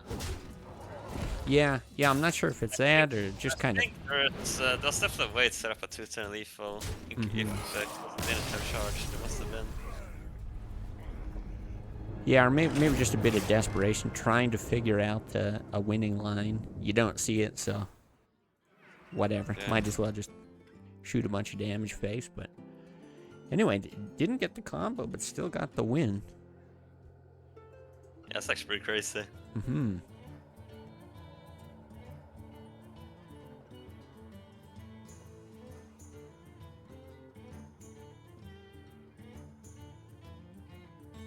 So, okay, series tied up at 1. We are going to see more Hunter. Not exactly sure what more we've got from Cozy here. Okay, going to be the Warlock again, so... we have seen this.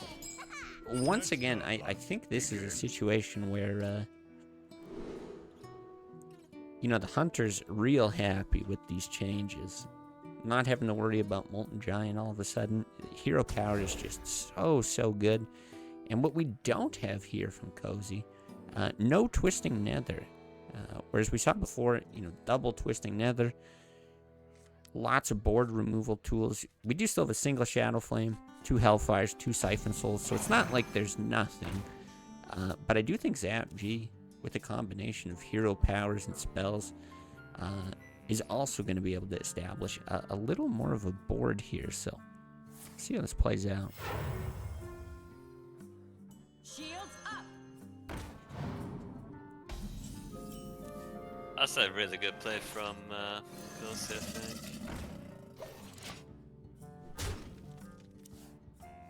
I actually like this. I understand a lot of people are cane shots here, but it does mess up your curve a lot. I think this playing Croc here is correct. I think you're I do probably like right. Yeah. If they're a cane shot and you have 2 Crocs in your hand, it's kind of awkward. I am a little surprised Sapri did decide not to keep the Animal Companion. And I'm also quite surprised they didn't Arcane Shot it too. Seems a little bit strange, but... Oh, you know that's being saved for the face. Let's not kid ourselves. I get that. I don't know, man. That seems a little strange to me. He said 25. I mean, No, I agree that I actually maybe don't maybe think he's it's thinking about the hounds. He wants like another hounds target. Yeah, maybe, because there is a bit of... Yeah, thinking here about the river Yeah, croc. Yeah. He's just playing for the hounds. I respect it.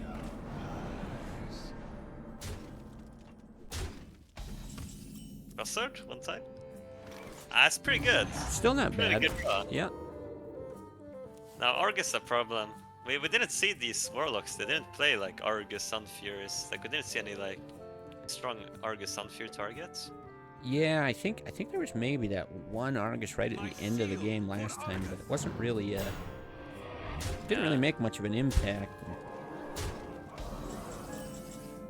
Things are getting a bit scary.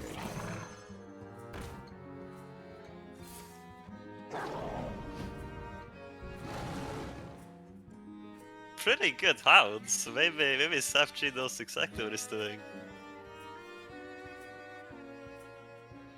Well, yeah, you're able to clear out a fair bit. Now, I'm imagining it is going to be partial clear, partial face. We see that shadow flame, so... Yeah, but it's not that bad, right? But in this one's entire turn shadow flaming this, like it's fine, kinda. It's really not that bad. Like I said, there just isn't that fear of you being punished by a huge taunt wall with giants or something like that. Double kill command and hero power with the arcane shot. I mean, you are gonna whittle your opponent down. I think. What if like Warlock, you trade the Argus and Timberwolf, you double Foreseer face, go Black Knight face, you set up a 2-turn lethal, you go to 19, 5, 6, 10. Yeah, Warlock wins here, I think. If he goes double Foreseer face, trades Argus and Timberwolf, Black Knight face, and then Saptri's 1 damage off lethal. Alright, let's see if this is the line though. Yeah, I definitely don't mind that. Because like you have 18 damage if he kills the Timberwolf, right? 5, 6, 16, 16, yeah, it's 18, yeah, 18. that's right. It's such a good play. Come on, he must see it. It's such a good play. It like always wins.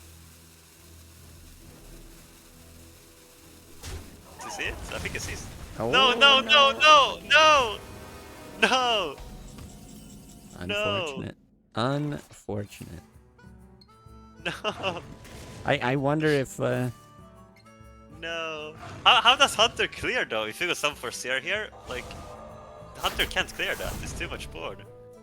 no, that's just it. Yeah, the hunter doesn't clear. It's checkmate. I think it's checkmate because some Foreseer face there. Yeah, I'm not sure what Cozy was considering exactly, but I can see him. Maybe was thinking like, oh, kill command is 1 damage off lethal if I do this, but I mean, Timberwolf kills him. I think Hounds kills like Timberwolf kill command kills him. Hounds kill command kills him. Like there's if he has kill command, he's like almost always dead. There's too many combinations kill command that kills him there.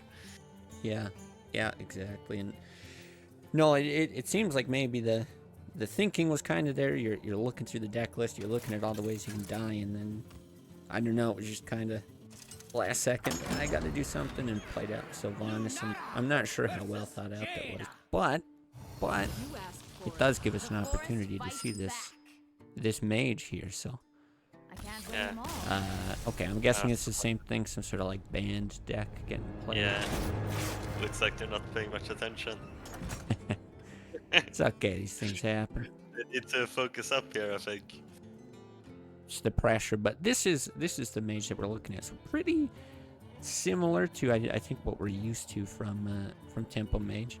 Like you said though, the arcane missiles not being there, I guess with the Sorcerer's Apprentice change. Now you see double Acolyte, and then opting for a counter spell. Usually it's double Mirror Entity and one other secret. Sometimes you see Vaporize. Yeah, sometimes counter spell. Versus Jaina. Okay, not sure why the restart. Maybe it was a different druid deck. Oh yeah, maybe. Or maybe it's just a bad I draw. really. Coast just lights me up what's banning druids. Okay, probably some mix up with stuff. Well, here we've got the druid list here as HDA druid honest. Now I don't know what HDA druid lies is, but here we are, like you said, enjoying druid. Now is this? I haven't looked at your list. Is this what you're running for this tournament? I did. If you look at the Discord at looking for games versus, you can see my druid list. It's not the exact same as SapG's. I'm gonna have a look what SapG's look like though. Yeah, SapG is running a different deck for sure. Different. Yeah, it does look quite a bit Running different. Tigers and Argent Commanders. Mm-hmm. But it's funny because I put Moonfires in my druid deck and now everyone's putting Moonfire in their druid deck. Oh. It's actually funny. So what is the thinking behind Moonfire? Because I look at that and I think it's not that strong. I can see the Right. Drake synergy. Look, okay, but look at Druid's hand right now. I mean, you got enough value. You know what I mean? Yeah. The thing is also like Acolyte of Pain. Like, you just have more value in Druid than you used to have. Hmm. And also, like, of the Innovate nerf. Like, I think if you don't run Moonfire, you kinda need to run Innovate. Because you simply have too much value in your deck. Sure. Like, you just... Yeah.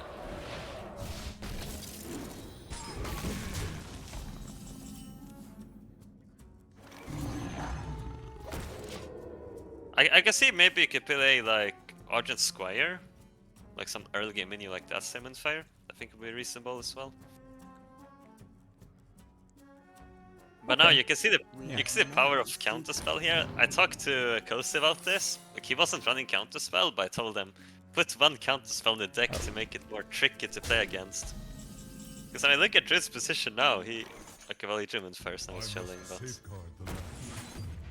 Right, but yeah, I can see how like prohibitive that would actually be.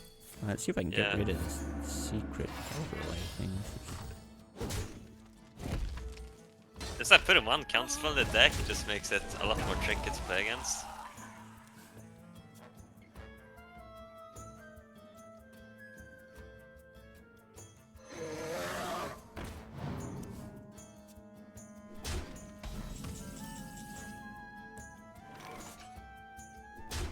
I think just lore heal. Yeah, it's good. Yeah, it makes a lot of sense. I mean, the mage hasn't got that amazing start that we were talking about earlier, where you just snowball the game out of control. I Yeah. mean, we do see some of the bigger minions now. There's a Rag, there's an Antonidas, but I don't think they're really gonna come at the right time with that earlier wild growth. You can see a Rag could come down from Zap G, and still can't even be countered by a lucky shot from Cozy for another turn.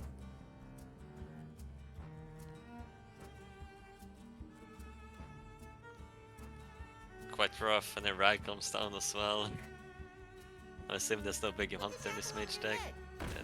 It's quite tough.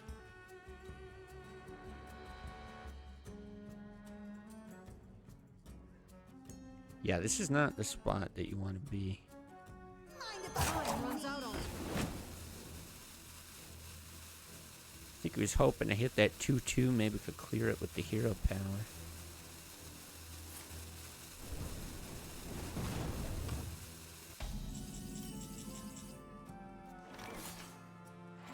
Oh, I'm surprised he immediately goes for this play. But it would be like move foot first on the Rag, but Yeah, I was gonna say I wasn't quite sure what was gonna happen there. I mean, there's so many different options. maybe SFG is like, I won this game, let's just play fast and get it over with. You know, I wouldn't be surprised. It is everything there looks pretty much fine. I wouldn't love the Argent Commander play, but even that, not too bad. Yeah.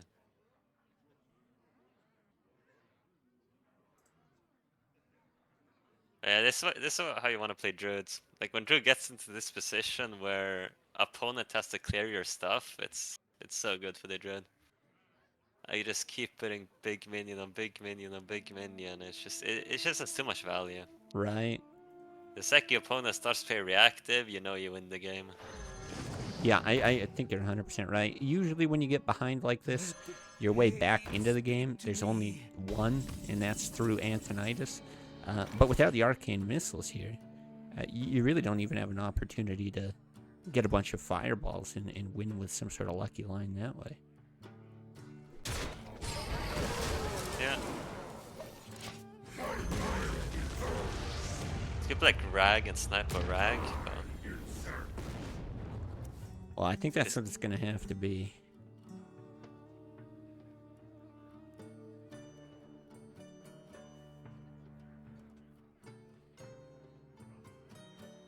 might think about the Archmage Mirror Image, maybe? It's another option. I think that's the other thing. Yeah, and you can try to, on subsequent turns, Arcane Intellect, maybe get some fireballs that way. But even if Mage's like 20 fireballs, he just doesn't have time to spend the mana on the fireballs, to be honest, at this point. Well, and that's just it. If you do that, and your opponent, let's say Reg, hits one of the mirror images, Karen clears the other one, you still got to deal with that Reg at some point. And so you're either playing your own Reg and hoping to get a lucky shot in a subsequent turn, or I don't know. Yeah, you're panicking, trying to generate fireballs and get lucky. I'm not sure what this is. No buff on the mana worm seems strange. Do you draw off of the Acolyte? No. Okay, so trying to play around Rag with a whole bunch of minions, missing the extra attack on the mana worm. Probably not a huge deal here, to be fair. Doesn't really matter. I think you only play with Rag there and just hope you snipe the Rag, and then maybe there's some universe you can win, but now I just don't think there's a universe you win. I think you're probably right. I think that's what I would have went with as well.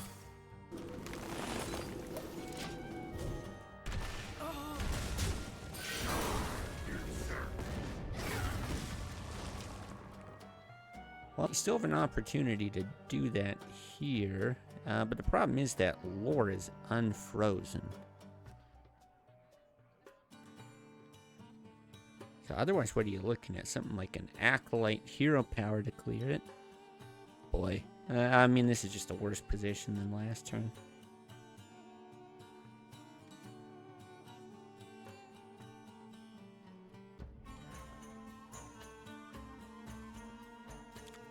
And yeah, you even got damage from the Argent Commander plus the hero power. Now, Druid of the Claw has Rush instead of Charge for anyone who's not aware of those changes, so there isn't an extra bit of damage there at least.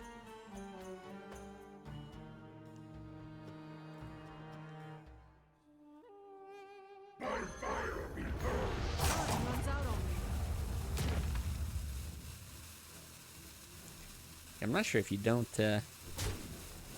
actually hit something with the Acolyte and hope to draw your other mirror image or something. Yeah, stealing the Diamond Rag, not stealing, copying the Diamond Rag. Basically ensuring victory here.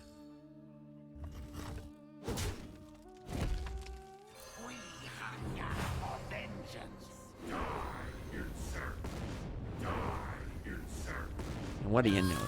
2 shots to the face. Zap G's MO today. And gonna advance again. So I do like these underdog stories. You got somebody coming. The number 9 seed.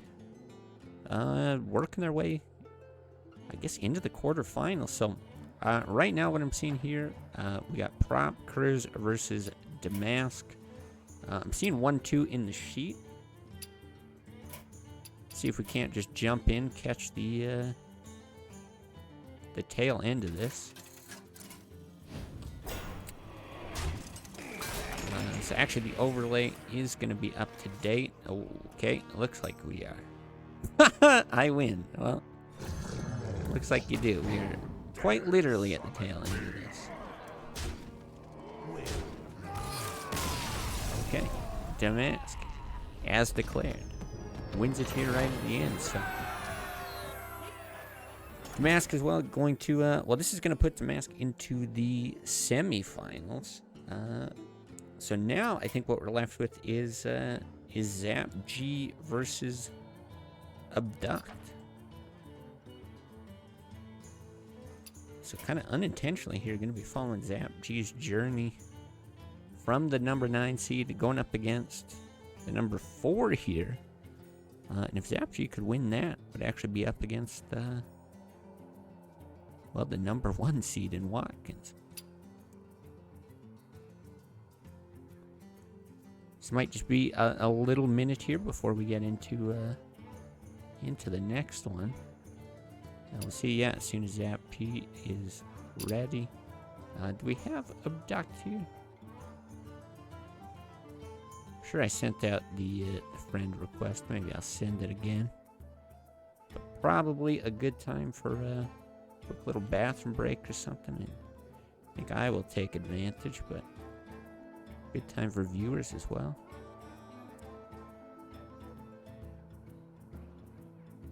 And let's see.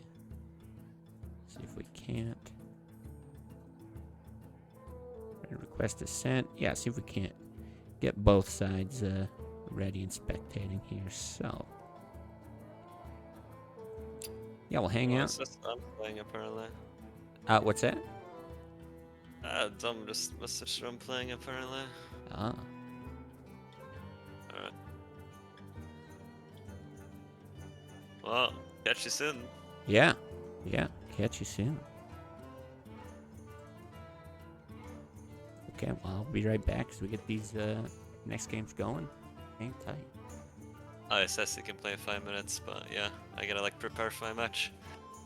Sure. Well, thanks for thanks for casting for Yeah. your best of Yeah, luck. it's good talking. Yeah, absolutely. Take care. Yeah, you too. See you in the games.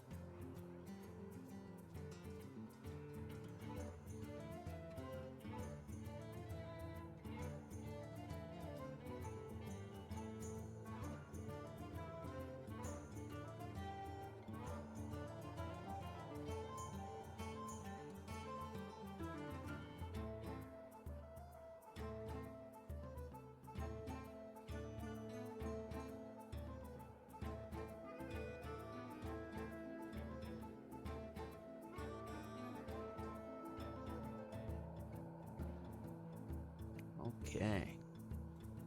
Back, keeping an eye on things here. Yeah, it looks like we're still. Well, the thing might be bugged with that recently spectating, but. Or that currently spectating, rather. But we'll see. We still got Zap G just hanging out here.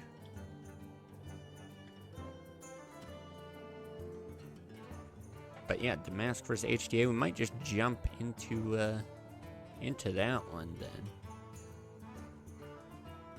If we see that queue up first. Considering that's the semifinals, we have seen a lot of Zap G. And I still don't see the Abduct friend request going through. Yeah, that might just be the better way to go here.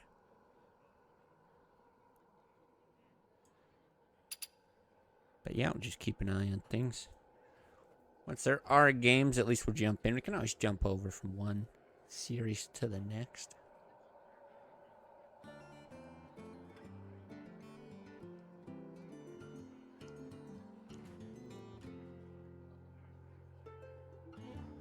Yeah, the NA tournament scheduled for a little less than 2 hours from now, so it will be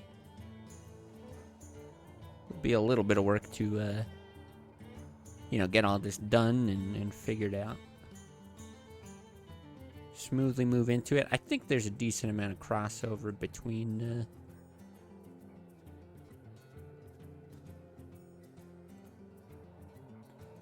the two. Like I haven't actually looked, but I'm just guessing that HDA is playing in both. The man is an absolute machine when it comes to playing Hearthstone, so.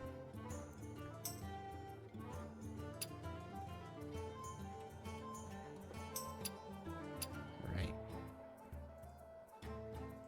I'm assuming that is like abduct is the BattleNet tag. Let's see, yeah. Volt being the Discord name.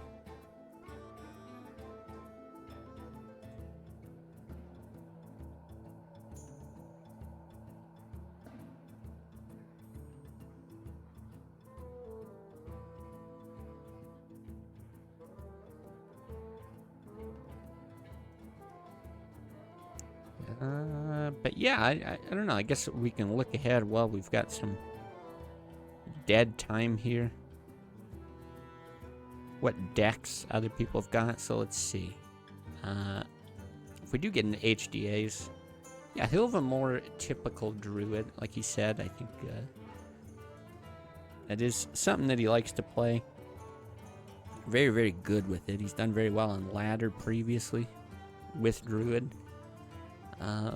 What else does he got? He's got a control warrior, also looks very standard.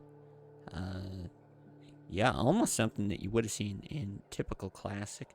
He's got rogue, which would be nice. Seeing some rogue for the first time. Running Leroy and double arcane golem, so very, very aggressive. No gadgets in. It's not the miracle variety, but yeah, something extremely aggressive there. A mid-range shaman, once again, looks very similar to something you would have seen in typical classic. And then big surprise paladin. And yeah, harder into that control variety, just with the changes. Almost all these control paladins start to look a little more mid-rangey. You know, his consecrate is down to 3. Yeah, acolyte's given a little bit more board presence, so. Yeah, see what happens there. And then we just popped in right at the end of Damask there. Now let's see. Is it a different Discord name? Damask. Okay. See if I can't dig up some of those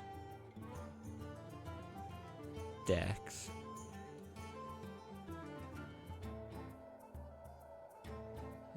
Yeah, just as we're chilling. Still just chilling. So, yeah, he'll be running that Warlock. Interesting, a Void Terror in the Warlock. But same thing, going Jiraxis, no Giants, same kind of control variety. Druid looks very control heavy. Still one Innervate in there. Control Paladin running Ysera. Mid-range Shaman that looks almost identical to HDA's, and Control Warrior with Ysera. So big fan of Ysera. And these, yeah, these control varieties of decks here. See if these two end up queuing up here. Both hanging out, I would sort of expect.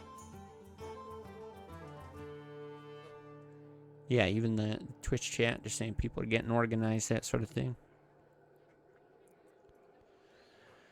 So yeah, we still got a decent amount to go with this. We got the NA tournament later. Yeah, for YouTube, I think I'll get both of these up there. Probably like Monday, Tuesday, something like that. I'm not gonna rush to get them out over this weekend. I've got some other things planned, so probably won't be super quick. But YouTube hasn't been real active. But we might actually be back to some regular streaming as well. I was going to be streaming this past week. It was actually a sponsorship offer from a card game that's sort of launching, getting into that beta phase of things, which I did check out a bit and actually got to like speak with the team. It seemed kind of promising. A game that's, I won't mention it. I haven't been paid for anything yet, so no free advertising for them. But no, it sounded like a team that actually has like a good direction, and there were some cool ideas in what I saw of the game. It was just kind of, being in that early beta alpha stage, whatever you want to call it, just lacking a bit of polish, but had some very cool game mechanics. So if that goes through, it might be something that I'll be streaming pretty regularly in terms of promoting it, and then of course with it being a thing that I'd be promoting, I'd actually be making a few bucks, and then I can certainly justify streaming a lot more than I'd be able to if I'm just playing games that, just kind of like streaming the games that I'm playing, whatever I'm enjoying at the time. It's been a lot of Hades recently. I'm still not sure my hand can take any more Hades, but yeah, if you see me streaming next week, it's probably going to be some sponsored stuff, and I'm really, really hoping that the game ends up being fun, because if I can play a sponsored game that I also enjoy to a card game audience, that would be kind of the perfect situation. I'll go digging around in the Discord, see if there's any updates on what's going on here.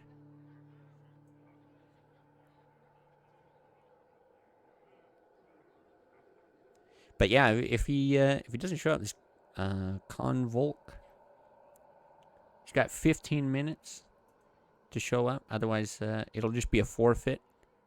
We'll have ZapG move on, which maybe not in the most dramatic fashion, but it would be cool to still see the number 9 seed, right? There are 9 people here in this tournament. The number 9 seed would be up against the number 1.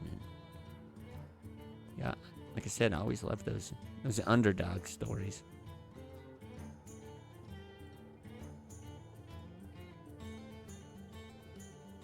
Let's see, how else can I absolutely kill the time here? Seeing the decks. Yeah, not as much, of that mid-range prediction that I'd made earlier, where I think we're going to need to see something that counters some of these controlled decks. But we are maybe going to see, it looks like, if there's no bans, we might actually see mid-range Shaman. And I mean, even if it does get banned, it's still having an influence on these lineups on the tournament. But it would be nice to see, something a little bit different in Shaman and in that mid-range archetype. So I'm hopeful that that's what's coming down the pipe. And with HDA and Damask both running it, it did sound like HDA might be looking to ban it, but I'm not sure if Damask is the same idea. I mean, he does have that controlled druid in his lineup as well.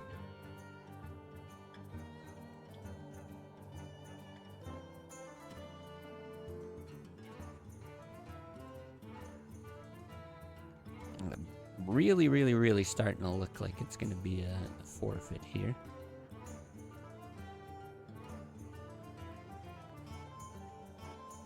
Trying to check the exact timing, but it does look like it's hit the 15-minute mark.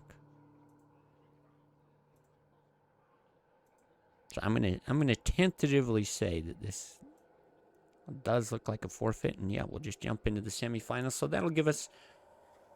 I'm not sure if we're going to play the semifinals in conjunction here, if it's going to be at the same time. Yeah, it looks like HDA and Damask are going to be ready to go. If we don't, that'll give us 3 more series, but if we do, I guess we'll get to see 2 more series here.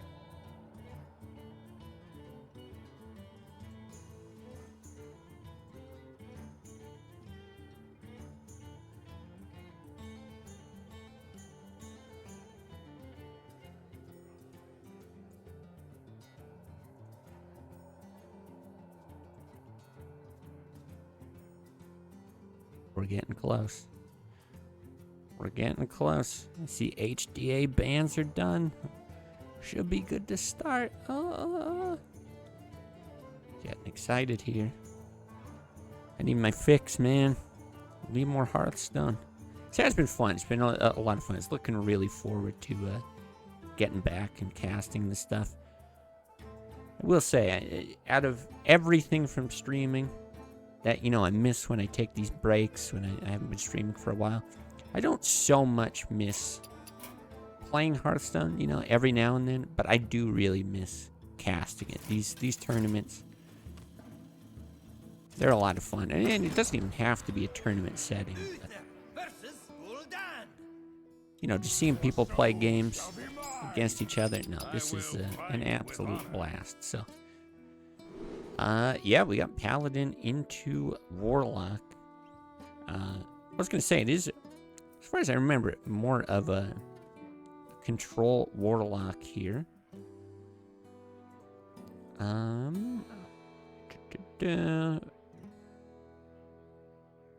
we do see some interesting... maybe... No, it isn't. It isn't so control-y. Boy, I'm not really sure what to make of this. Just show it, because we do have the Leopard Gnomes, double Leopard Gnome, Argent Squire, Flame Imp. We get the Commander, the Knife Juggler. So you're seeing like a lot of zoo elements, actually. Even into the Void Terror. But then it rounds out with kind of this this beefy mid-game as well, so... Yeah, not even really sure what you'd call this archetype. If you could argue it's mid-range or it's more zooey or whatever, but well, excited to see whatever this whatever this rounds out to be. HDA. Just gonna run something out, establish a bit of a board. Not taking much time to think of it. Really does seem to know what he's doing here. Very interesting though, seeing the Equality Consecrate. A bit of conservative play here, drawn for Damask.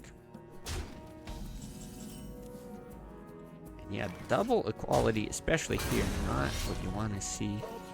He's going to preserve an extra health here on the Aldor. I think a smart play, right? We do have double Mortal Coil here, so definitely don't want your minions dropping down to 1. And now suddenly for a deck that was supposed to be very aggressive in the early game, not looking like it's going to be easy to reclaim the board. I'm looking here, Swamp Ooze, Knife Juggler, and a Flame Imp. If you get lucky with your Jugglers, you could actually clear the weapon and the board. Be a 1 in 4 to actually clear the board, but I wonder if that's not just correct. And then you can go into Drake next turn.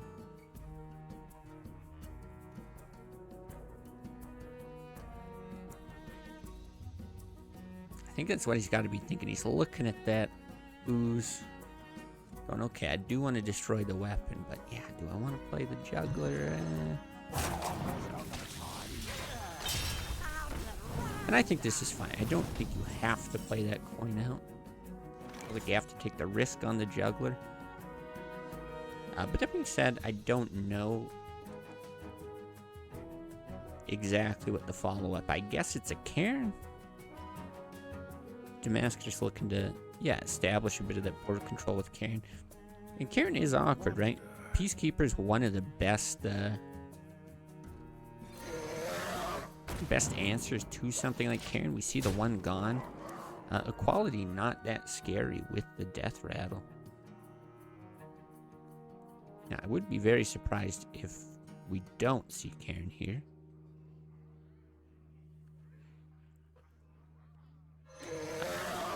Okay, and it is just going to be the Drake. Yeah, I'm not sure what the thinking is as far as saving that coin then. Maybe just for Jiraxis. Get it out on 7.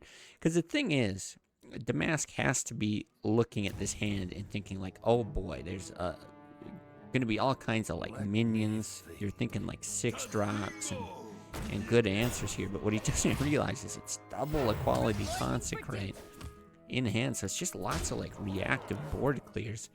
And I think the Mask playing the deck the way that they want to play it, right? Establish the board, like play out these minions, really take over the board, and yeah, don't let these minions stick, because even if you get one of these in return, it's going to be pretty difficult to even just wipe a bunch of 1 health things, especially with no mortal coils here. So I can definitely see where the thinking is here, but if the Mask only had that X-ray vision and could see the cards in hand, I think you'd see this unfold a lot differently.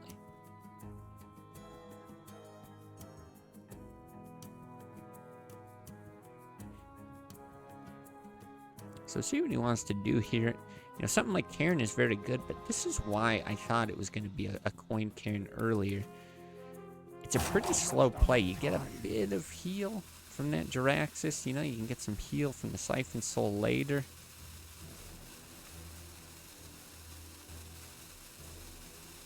But being at 17, it starts to get a bit dicey. So, okay.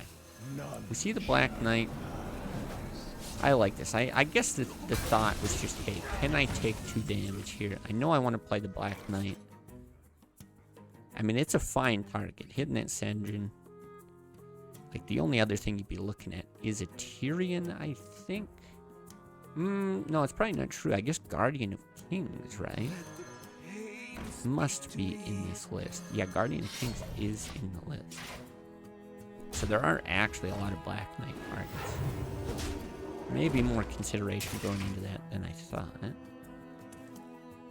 So here, is it going to be that Jiraxis? Is that what the coin is for? Or is there something else too juicy in here? Argus always nice.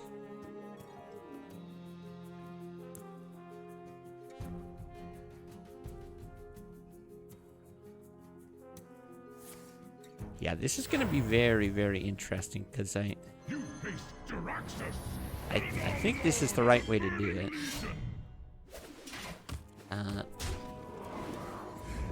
Yeah, it shouldn't hurt dropping it down to 1. You could swing face. You could, if you wanted to preserve the 1 health there, I don't think it's a big deal either way. But yeah, now HDA's in this position. See what's happening here. Gonna start pushing damage, and I'm expecting to see like a quality consecrate 2 turns back to back, pretty much. The Mask having to come up with some kind of answer here. It could be Siphon Soul, but then you get the Ashbringer in hand. You know, do you want to do something with Mortal Coil? I like the idea of like a Siphon Soul Defender of Argus type play, right? Something like that. But you do want to get the Inferno play as well. Yeah, a bit difficult, but I think that's what we're going to see is Siphon Soul. And then likely Inequality Consecrate. Pretty much. No matter what follow-up there is. The Acolyte I find very surprising.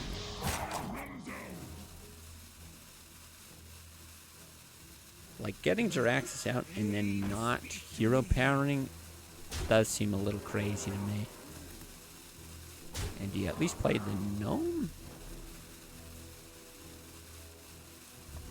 Like, I understand you're concerned with board clears. I don't think you really care about losing a 6/6.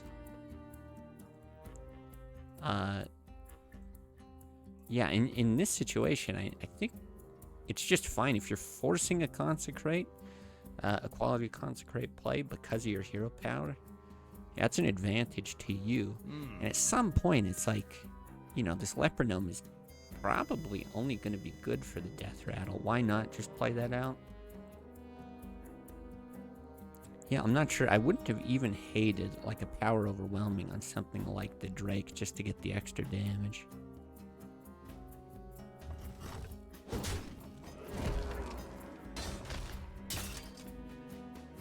Okay, swings, hits.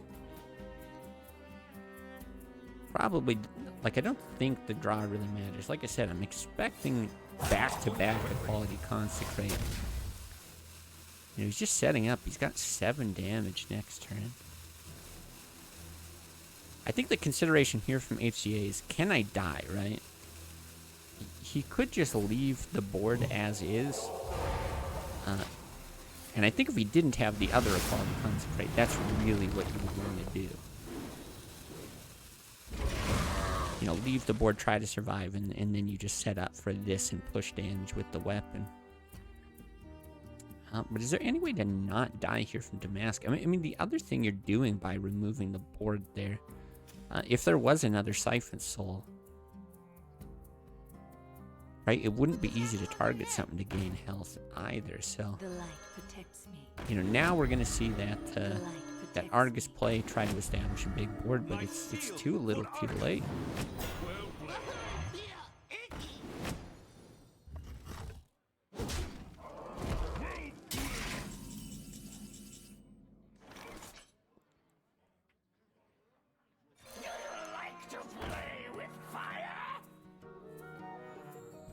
HDA just, yeah, basically choosing here exactly how to roll this out. That was really the only thing that would keep Damask alive, right? Those Divine Shield bubbles. If you didn't have the Pyromancer there to trigger them, right? That would be a bit more defense here, but yeah, just all the removal tools there for HDA. So, runs out the Pyromancer, actually takes out that Taunt Wall, gets the damage, and Paladin snags another win.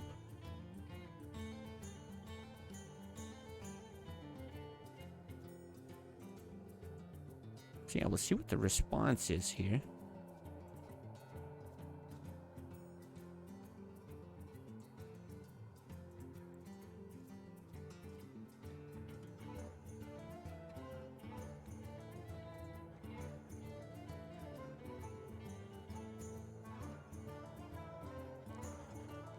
Thinking a bunch about it. Damask could just choose to, you know, roll out that same deck again, just play Warlock. But I guess just going through everything now, thinking, okay, well, Paladin's out of the way. We're not exactly sure what the bans are. Yeah, I don't know if that stuff is even listed anywhere here. I don't see any information about bans, so yeah, not exactly sure. But okay, we're seeing the Shaman now, and Shaman into Druid, and typically during regular Classic, during that era, mid-range Shaman matches up very favorably against Control Druid. Now, I'm not exactly sure how things might change here. We can try to speculate a little bit. So, like I said, it's a very typical mid-range list. Probably not even worth taking a peek at. If I go back to the Druid here. So, yeah, we've got like a Reg, a Ysera's, Cenarius, Faceless Manipulator. There's a single Innervate now with the nerf. It's very, very control-heavy. Now, this is not the kind of hand that you're hoping for. So there's 2 games in a row now where HDA just getting a handful of spells. But you can see how slow the Druid's going to be here to develop. So no wild growths here in these opening turns. Very, very painful. It's always super painful. And even though this isn't ideal here for HDA, yeah, this is so good. Now hitting the healing totem. He can get out the Squire.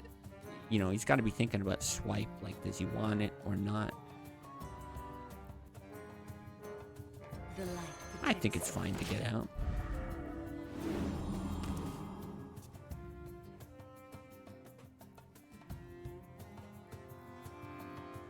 And yeah, this Hex going to be very good once we see some bigger minions drop. So Innervate is essentially the same as the coin right now. with the nerf.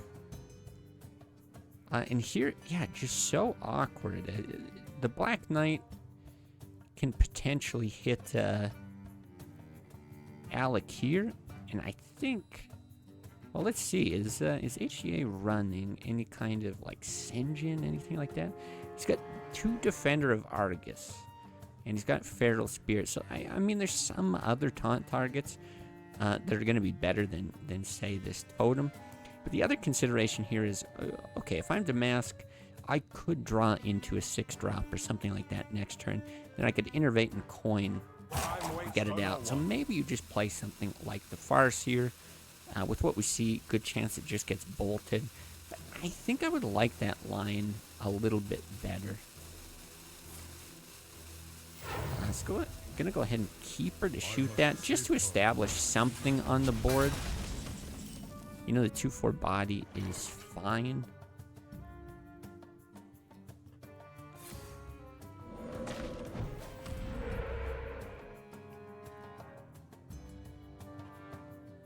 And the other thing to remember, there's no spell power totem, right? It is a strength totem, I believe it's called, where it's going to give something +1 attack randomly on the board.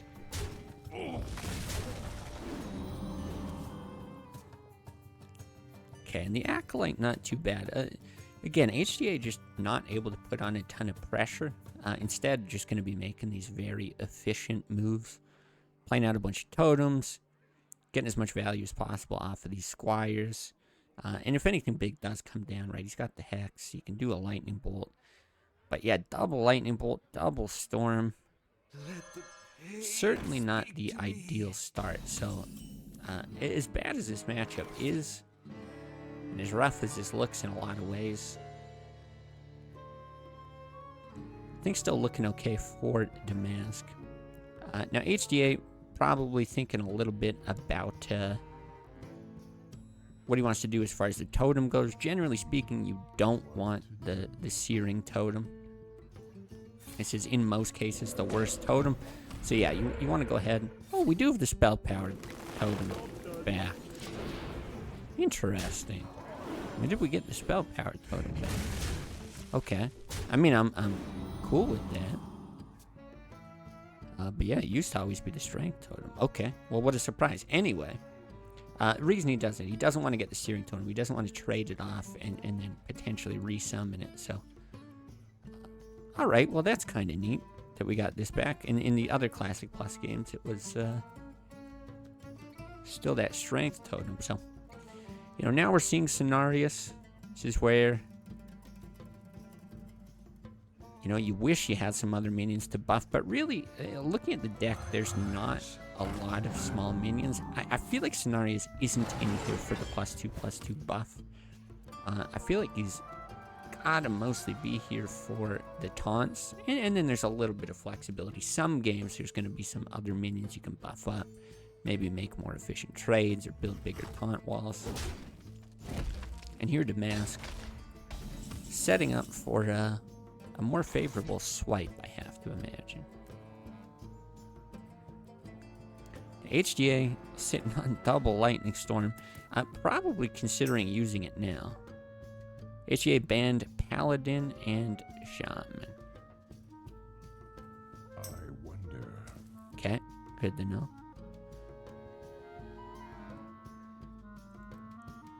But yeah, Lightning Storm just not going to be super useful against a deck that is mostly running big minions. Okay, the Druid being banned, no surprise. But yeah, if there's not a bunch of these like small to mid-sized minions, then this might just be the most value you can get out of Lightning Storm. And the other thing is this Overload. On a turn like this, is Overload of 1 really going to hurt you? Well, not really. At least the way this hand is playing out. A good chance even if he draws something, he's going to be able to play it. So you might as well just use that Overload when you don't mind. You know, get rid of a single minion there. It's kind of fine. And yeah, this kind of works out good for both players, I'll say. On the one hand, HDA, You know, he's happy he gets to burn a spell from Damask just by playing these essentially free minions off of the hero power. But on the other hand, not feeling great about his position, I have to imagine, just because he doesn't have those mid-range minions. The whole point of this deck being able to eventually get into those. And now Damask is going to actually start to establish a board. Now, he is lucky to get the spell damage here because he can do something like Lightning Storm, Lightning Bolt, take out Cenarius. You know, there's no random range on Lightning Storm anymore. So he'd actually be able to guarantee a kill there. Whether that's how he chooses to deal with it or not. I do think this is probably one of your best Lightning Storms against this deck. Okay, does opt to go with the Lightning Bolt. You know, I wouldn't have even hated the Doomhammer, and you can do something like Doomhammer and hit that Cenarius twice, which might sound crazy, right? Oh, I'm taking 10 damage, but you'd be establishing a weapon, which would unfortunately get hit by the ooze, and that 10 damage might not be a big deal. Force of Nature Savage Roar isn't a thing in Classic Plus anymore. There is no, like, chargeability to the face. So you can use your health as a resource. Now, he's opting not to do it now, but I think when we see this Doomhammer come out, which could be here, we're probably going to see it used to do something like that. Double hit a minion. Oh, but that Fire Elemental, just too juicy to play. The buff up to 4 damage, too, just makes it so strong.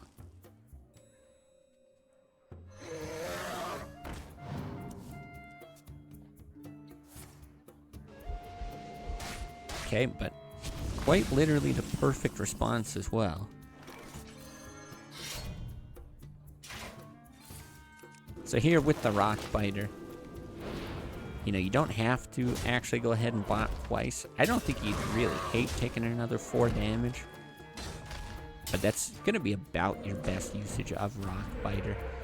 And this is going to hurt. I think he knows there's such a good chance that a Swamp Boost comes down. Right? 14 cards left in the deck. Really shouldn't come as a surprise at this point. And then I think this is where we see our first Hex as well. This is just highlighting why you don't want that Searing Totem. So many hero powers able to deal with it just unbelievably efficiently. So HDA, not much for cards in hand. Just going to be rolling these things out, trying to establish a board again.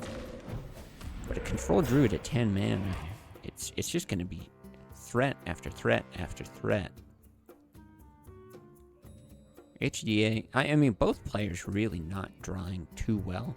I'd say he's still certainly in this game just because we're not seeing all the biggest minions possible. A lot of those are going to be deep down in the deck, but really Damask doing what HDA wishes he could do, which is play some of these mid-sized minions. You win this. Yeah, I mean, that's a fine draw. You could play that out. I don't know, maybe HDA has a single-digit percentage chance to win there, but just in his mind, not good enough to keep going, so actually loses there in what's a very surprising loss. Losing mid-range Shaman to Control Druid, like, that feels bad, because you're hoping once you hit that matchup, this is just going to, well, be close to a free win. It's a very Shaman-favored matchup, and, you know, if you don't get that, that means suddenly your Shaman has to go into some of these other decks, which now, what do we get? Ban Rogue and Druid. Actually, a ban Paladin and Shaman. So, yeah, what are the others then? Paladin and Shaman, I think there's a Warrior in there. Is that right? That's right, yeah. Control Warrior, so Shaman will still be good against that. And then you got that Warlock, which I think it's going to struggle against, actually. So, it could be a bit of a coin flip. If you're going to play that Shaman, who are you going to hit here? I think you got one good matchup, one just,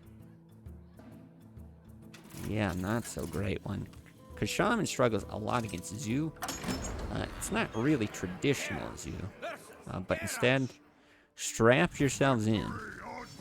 Because we've got a control warrior mirror. And, oh boy. This could take a while. Just taking a look at the brackets.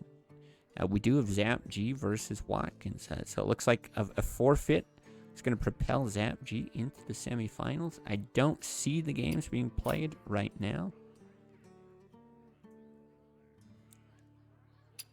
Do you see preparing to battle a friend? So yeah, we might just hop over there for the end of that series.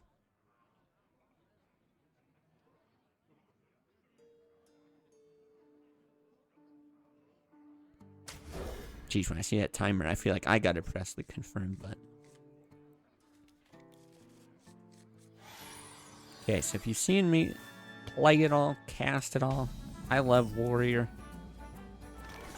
This is a little bit different now in Classic Plus, but really, I think the same rules tend to apply. The biggest thing that I want to look at here is how much removal are each of these players running. And if I look at the mask, I see 0 brawls. And if I go to HDA, also 0 brawls. So that certainly isn't typical compared to Classic, but it does make both these players play on kind of the same playing field here. So essentially what you're doing in this matchup, what you're hoping for, is you want to outvalue your opponent in terms of removal, right? You've got big things, shield slams, you've got it's kind of interesting. Why aren't we seeing the deck tracker work on the opponent? Did I turn something off? Perhaps. Huh, I'm actually not sure. But in any case, yeah, you're hoping to outvalue your opponent with removal. So you've got executes, you've got shield slams, usually you've got brawls, and you've also got these big minions, right? You've got like a rag that can clear a big minion on the board, something like that. So in the early game, you're hoping to establish, use your hero power as much as possible. Typically, bump up your armor for free, then you can more effectively use Shield Slam for removal, or even you just feel better about swinging your War Axe for a bit of removal.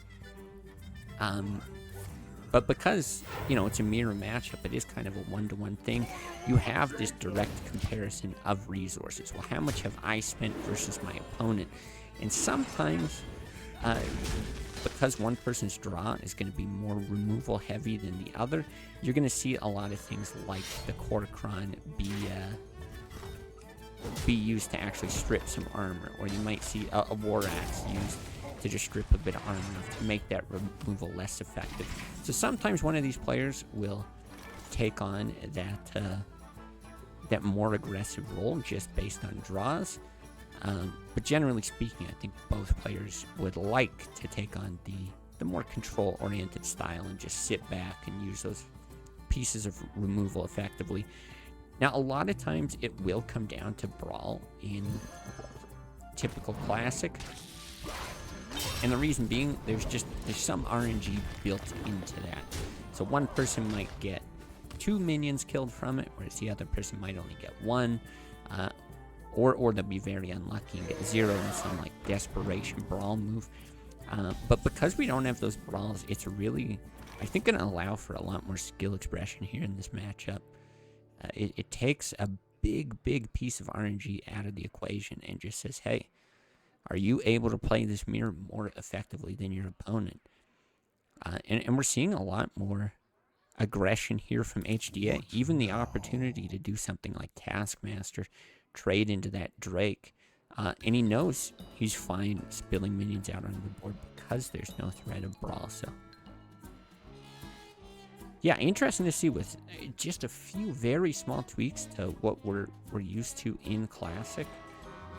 The game's unfolding in quite a different way. This isn't the typical snooze fest, the resident sleeper that, yeah, we're used to here. Instead, not even going to look to trade on the board, just going to push that damage. I like that, getting the draw. I think he realizes just how important that draw is going to be, but he also realizes just how difficult it's going to be to remove all these minions without a brawl.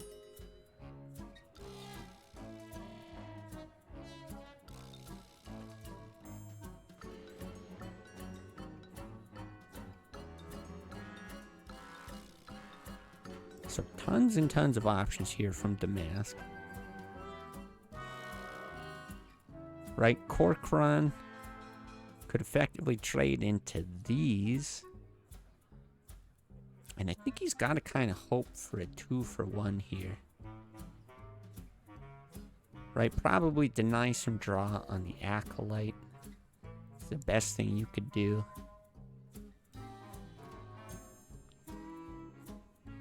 Then, yeah, hope to be able to make a 2-for-1 with the Corcoran. These Fiery War Axes are going to do amazing work, whether it's face damage or board clears. This I don't like. I don't like taking out the Armor Smith. Okay, so we do have Watkins and Zapg waiting. Probably means the NA tournament's going to get started a little bit later than scheduled. It's supposed to be 1 PST. It's probably going to be a little bit later than that, but it's alright. Oh, it's just staggered a little bit. I see. Starting like 5 minutes. Perfect. That's actually a great way to do it. That should keep the timing alright, but we'll still get to catch probably about the second half of things. And yeah, this is another sort of line that you don't typically see when you're thinking classic warrior versus warrior. You know, an execute on an Azure Drake, you're thinking, oh, I want to execute a Reg, I want to execute an Alex Raza. But actually just, yeah, being able to spill out these minions onto the board, it's kind of fine. And the slam was a very interesting option, right? He could have actually slammed the Acolyte for 2 draws. I guess he's worried about something like a Taskmaster hitting that. He's probably going to be able to get a draw off of something else, I would think. But I have to imagine that was a consideration, and I'm sure this execute even a consideration. I don't think I would do it. Yeah, he's certainly thinking about it. Slam on that's not even the worst. Really is just going for the throat here. If he chooses to play the execute. I like the hit there. I like the hit the face. All of these plays, I think, very, very close in consideration. Just looking at that Gorehowl, I think I like a swing to face, whether you're executing or not. You know, that's 7 damage. What we see here is not really an opportunity to build the armor up. There's only 1 more shield block in the deck. By hitting this, you might enable more damage next turn, though. That's, I guess, the thinking. And yeah, not even on the mana to play an Alex Raza if the mask was to draw into it, so. Things not looking great here. Staring 7 damage in the face. It's really 14, and you just don't know it.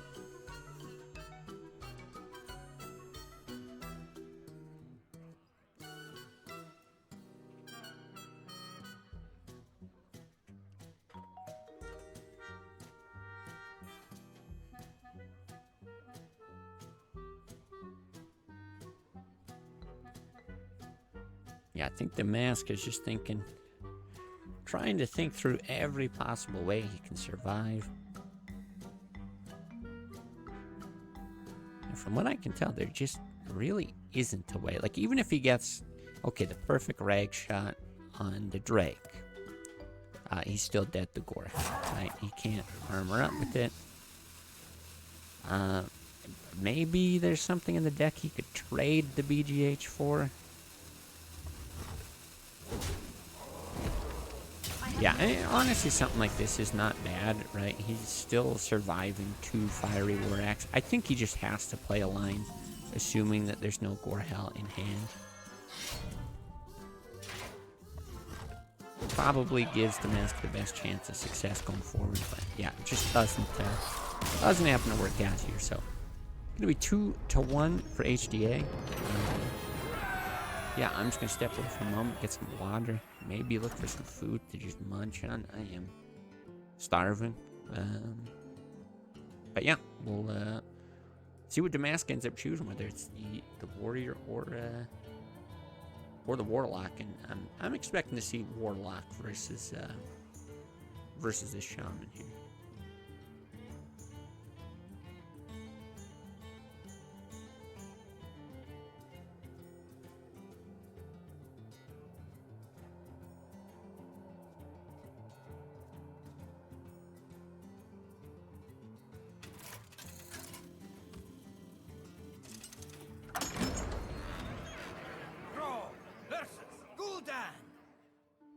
Your soul shall be mine.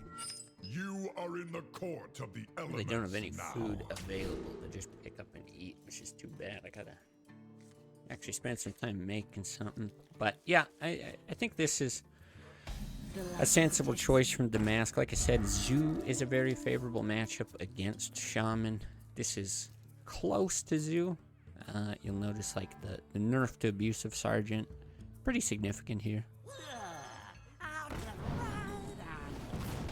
And then if Damask can actually win this, it's going to be Warrior into the Shaman. And that is going to be tough because that's very Shaman favored.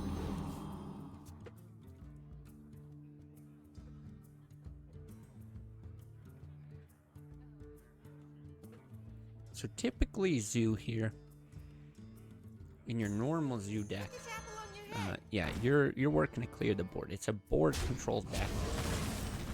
You love taking hits like that. Now you might actually opt to like hit the bubble there. Just because if there was something like a Rock Biter or a Flame Tongue, right, you can actually buff up the Argent and then make a favorable trade. But Lightning Storm here, gonna do quite a bit and only one overload.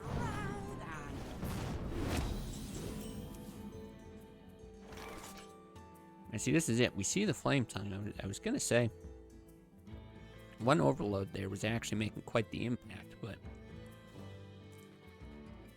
with that draw, suddenly not the biggest deal. The thing is, you get a favorable trade getting to take out the Knife Juggler, right? That is the scarier minion of the two.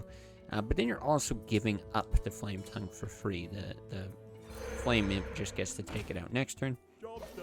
The thing is, I just don't think there's a better time to play Flame Tongue. You already played out the one Lightning Storm. You're not sitting on the other one. If the Warlock player establishes a board, things get very, very scary. But we are starting to get into these turns, right? We see a Jiraxis in hand. Now we see that the Defender of Argus. You know, there are some minions here that are more mid-game, getting into that late game, and that's where this diverges from Zoo a little bit, which should, I think, help the Shaman a little bit here. Right, you've got the Black Knight, you've got Hex, you've got some tools to actually deal with mid-sized minions and bigger minions. Plus, just given this hand, it's certainly a lot better now. Lightning Bolt, it's what HDA is going to be thinking about, but the problem is the Overload really ruins your Fire Elemental play next turn. So you get a real strong play here in Lightning Bolt and possibly the Black Knight, right? You're okay with that 4-mana 4/4, but there's going to be some targets later. The thing is, if you don't play Lightning Bolt and you're thinking in terms of, okay, well, a Fire Elemental can be used to clear these things. You know, if there's some big taunt, I'll take it out later with the Black Knight. Some other big minion, I use Hex. All you're doing this turn it would be like a totem, and then you're risking that board kind of expanding out sideways.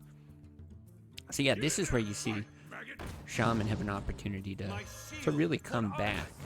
That Cairn doesn't look so scary when you've got a Hex in hand. My shield for Argus. not too bad here.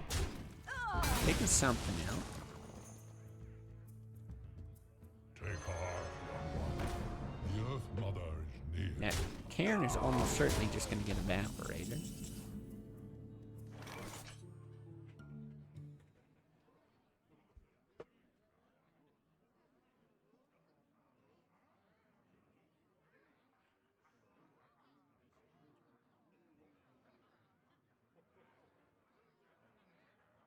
Okay, he is thinking about it.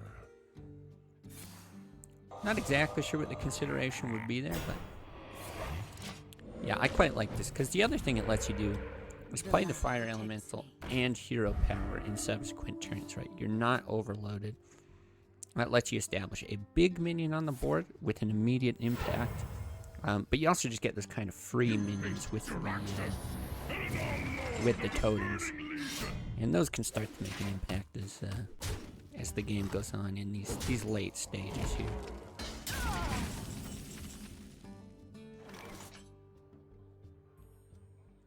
Maybe thinking about, you know, what if I just draw with the Drake? And I wouldn't hate it, because you could trade the Searing Totem Cube as well. Now he does get the Totem here. So he's got 3 minions on the board. This is where you start thinking, okay, I'm basically going to be dealing with a 6/6 every single turn from here on out. Which is a terrifying prospect.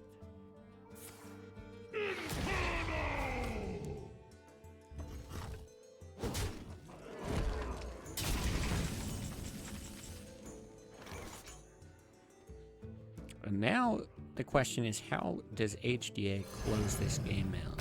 So you can keep doing things like this. Okay, I'll Fire Elemental, Lightning Bolt. Get this tiny totem down. But when does he actually get to kill his opponent? You know, you can just keep generating these 6/6s for free.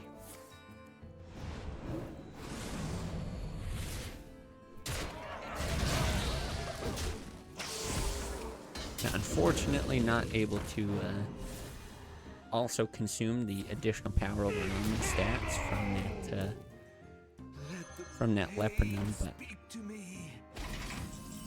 yeah, really, really not looking good here. I mean, at least there's a lot of draw with these cards. You know, it's gonna let HDA continue on in this game, but you know, even if the quality of cards here for Damask is terrible, this hero power is just almost impossible to deal with, right? The best board clear he's got is a second Lightning Storm. We see 4 health, 4 health, 6 health. And I'm not expecting this Drake to survive for very long. Now that is the only kind of saving grace here. It's possible that he leaves the Drake because he wants to deny draw here, so he makes a hit like that. Maybe plays up the taunt and just kind of goes face or something. But I actually think the play for Damask is to take out the Drake and swing with your weapon. Use health as a resource. Yeah, I really just don't see a way for HDA to come back in this game.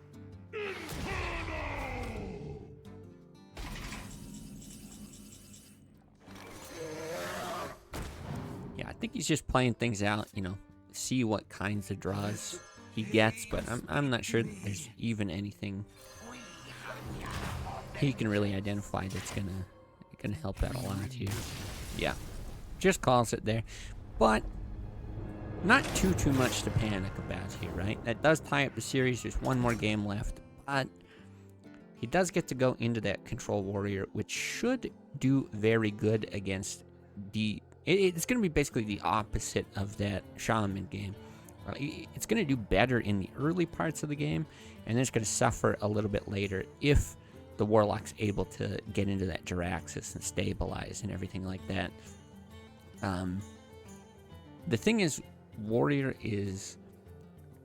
It's a very consistent deck, so even if you do have some poor draws, like we've seen really not great draws for HDA in this whole series today. But even if he gets into that sort of situation where his draws are not optimal, Warrior just has so many tools. You have to be insanely unlucky to not be able to deal with that early game. So I think the big thing that we're going to be looking for here in this final game is Jiraxis. I'm expecting... Wait. I'm talking crazy here. It's not the... It's not the Warlock. I'm all messed up now, because he can't play the Warlock. It's, what does he have left? Jeez, I'm hyping up this game that's not going to exist. Well, in my head, that was a really, really exciting way to, to close things out. Because, yeah, the Paladin's gone. Oh, what was it now? Was it... I think he won with the Druid? I guess we'll just see here. The Shaman is banned, I believe.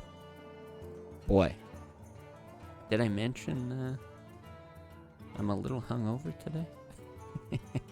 That's finally showing. Well, I'll see if the 5-minute-old chat calls me out on this. And it's like, what is this moron talking about?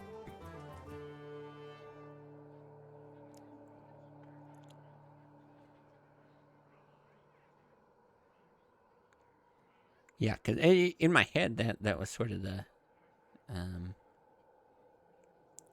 the way it was going to unfold there.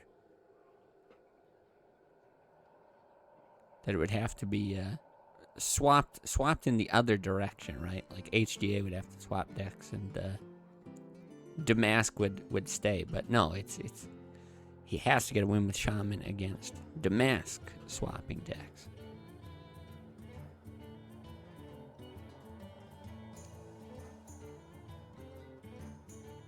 But yeah, maybe just a, I don't know, quick little break here between games.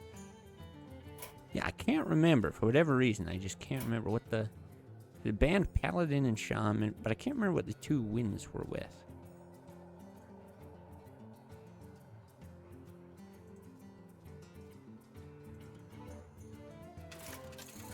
Okay, well, we'll see here.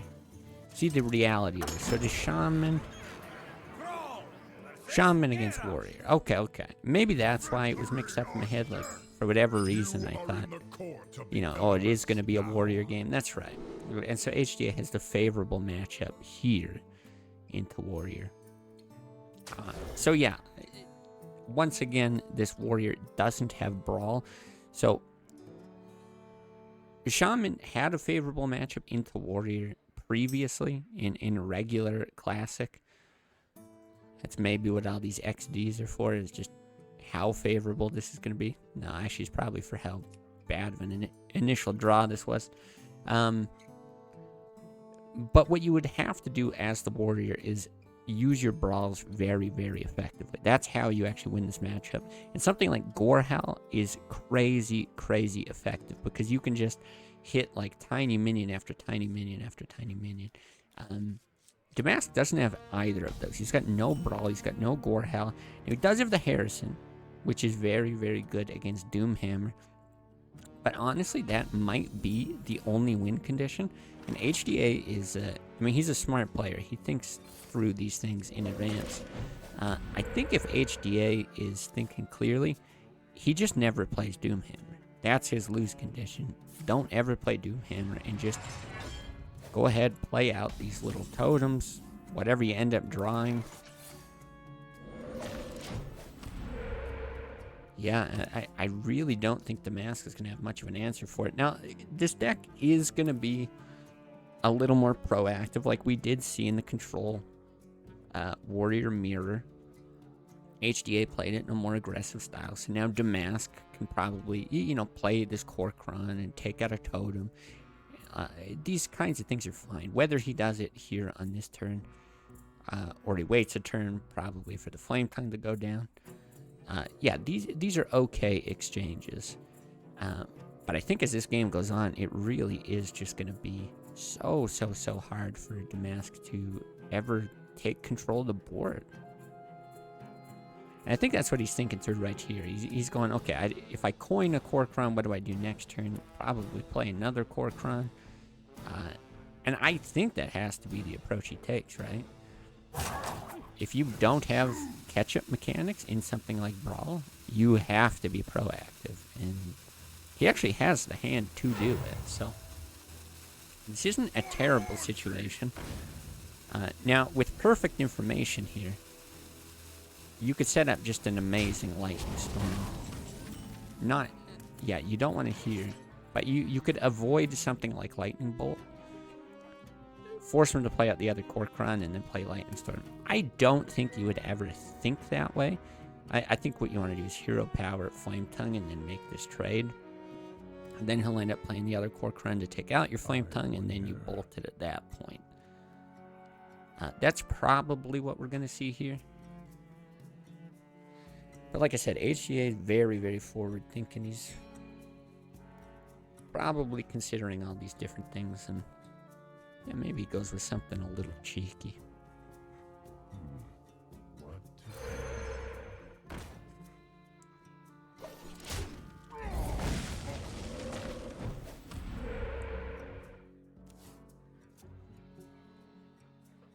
It's the other question that I have is around the Black Knight. Are there Black Knight targets in this deck? Doesn't look like there's any. So yeah, it's again just another reason why this exact line's going to happen. Because then we can see a Lightning Bolt with the Black Knight. And HGA is feeling just fine about getting that 4-4 on the board, especially with both Cork Runs being down. The only thing it really does is it denies your Fire Elemental play next turn. But I also think you're fine with that because you've got an Azure Drake follow-up. And then you can actually Fire Elemental into the Argent Squire. So really, for all the poor draws that HDA had earlier in this series, I think this is maybe perfect is too far to go with it, but I think this is exactly the kind of thing that he needs for this matchup against Warrior. And now this is where things are awkward, because you can't play Harrison. You need the threat of Harrison. This is another one like that Alex Raza. This is just going to be better in your deck, in your hand, than anything, because it denies a Doomhammer play unless it's for lethal. So instead, I think you might just see something like the Faceless Manipulator. I also don't hate the line of like Shield Block, Shield Slam just to take this out as well. There's not going to be too many better targets than that. This though, I can't endorse. I can't. Yeah, I think it's a big mistake to get that out when you know Doomhammer's in the deck.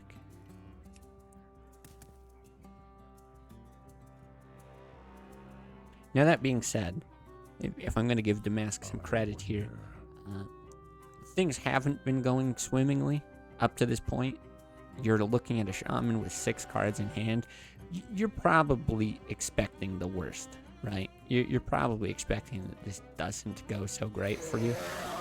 So maybe you just have to take risks like this. Like, you know what? I'm just going to play out Harrison, get the 5/4 body, hope he never draws a Doomhammer, and you know what? That's what we're going to need to win. And I mean, he does, I believe. Oh, actually, I'm looking at the submitted deck lists here. Yeah. He does actually have an Ooze somewhere in the deck. So he could still destroy the Doomhammer. The thing is, I actually think you need the draws from Harrison on a Doomhammer for this to really work. Like, the way that you would win is you spend all your resources clearing these minions. You empty your hand and then you refill it with the Harrison. Like, I actually think that might be the only way to win. Because, yeah, here it's just, okay, we'll get out the Fire Element for the Argent Squire, right? We talked through this line, 2 turns ago. And now here we are on an inefficient 7-mana turn. You probably play like a big 6-mana minion and then get it hexed and have a defender follow up with no brawl. And then it's hard for Rag to guarantee a good snipe. Rag to face is terrible. Rag on this is terrible. The Earth Mother near.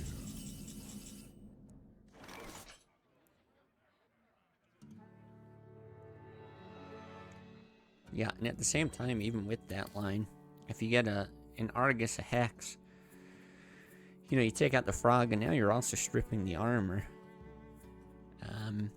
Which is, you know, it's not important in terms of shield slams because they're both gone. But now you're getting into that territory where you actually have to be concerned about just dying this early as Damask, right? I wonder.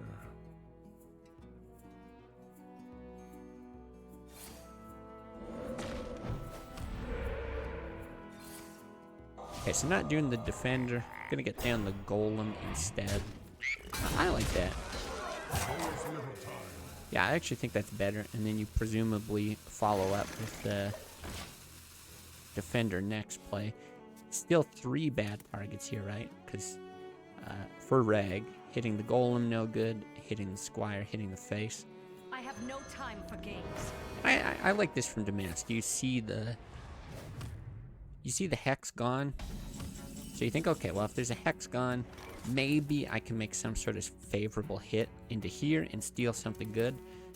The unfortunate part is that now HDA can just taunt up something that he would rather Sylvanas hit. And he could even go as far as to just stick it on this side. I think you probably like Blood Mage if you're going to do that. Stick it on that side. Make it really difficult to kill. Not even really get through much. Just hitting the bubble or forcing a draw off of that. Yeah, there's a lot of different things he could do. I think they're all kind of fine.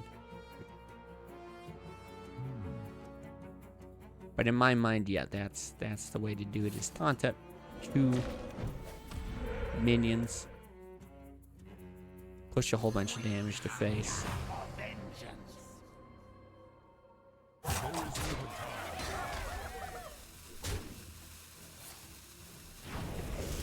This is interesting. Does that mean it steals the Squire? Because I don't see the green bubble.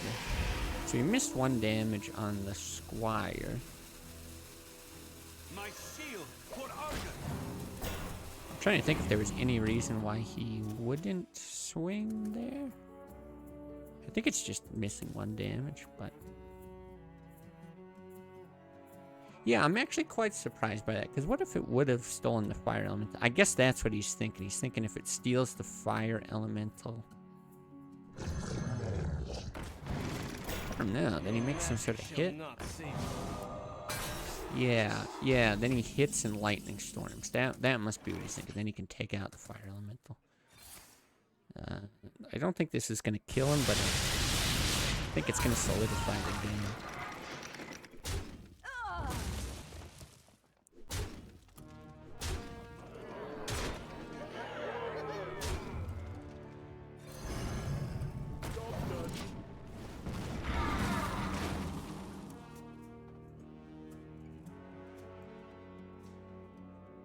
Yeah, this is exactly what I talked about at the start of the game, right? Brawl is kind of your way back into it. This is the perfect brawlable board, and yeah, just can't be done. So HDA squeaks it out, 3-2 in the series, and now I'm assuming Zap G and Watkins is underway. Looks like it. Well, we had Zap G at the bottom on all these other games. Let's keep it that way. So I don't see in the spreadsheet right now. I don't see any record for Zap G versus Watkins. Oh, 0-2. 0-2 for Watt. Well, I'm not sure. I actually don't know how to take that. I assume Zapg is saying Watkins is winning 2-0.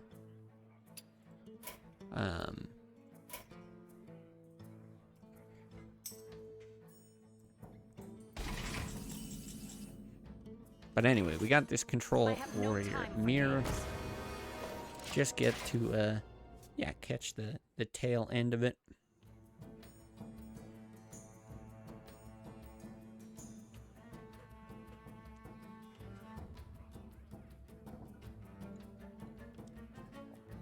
Let's see. I'm just looking through the card lists, you know, kind of trying to figure out, is there any way we can discern any sort of advantage? I guess I can update the overlays here. So I believe it's going to be 2-0 like that. Yeah, Watkins came into this as the number 1 seed. HDA the number 2, so I think that's why ZapG's saying not at all surprising that the series is going this way. But this doesn't look super obviously favored for either player. You know, Watkins obviously has a really nice board here. And now, yeah, Watkins...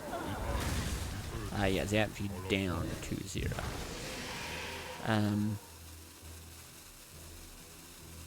Yeah, Watkins gonna force the steal on the Sylvanas just to make sure that board control is maintained. You know, you don't want something where you're stealing the full Cairn or something like that.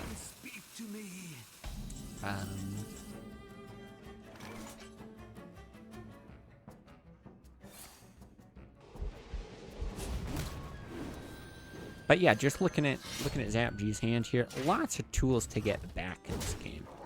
And sitting on a lot of health, right? Got card advantage. ZapG's got Brawl. You can do a lot with Faceless. Looking at cards left in the deck, 13, 16, okay.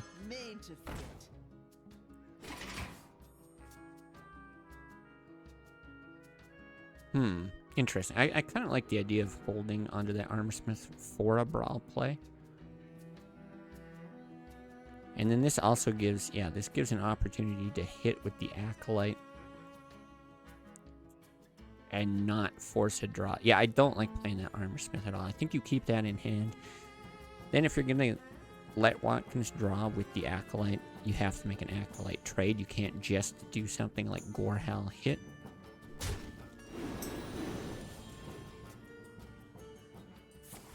An aesthetically pleasing board. ZapG focused on all the wrong things here as the game is winding down.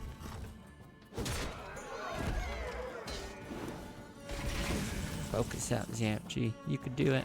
Well, that's right. This is the charging Molten deck. I had forgotten about that. Now this is very good. This kind of gets back to what I was saying previously about you know, in the mirror, you're really talking about managing resources. Right, who gets the more efficient resource trades? That's a very efficient one there.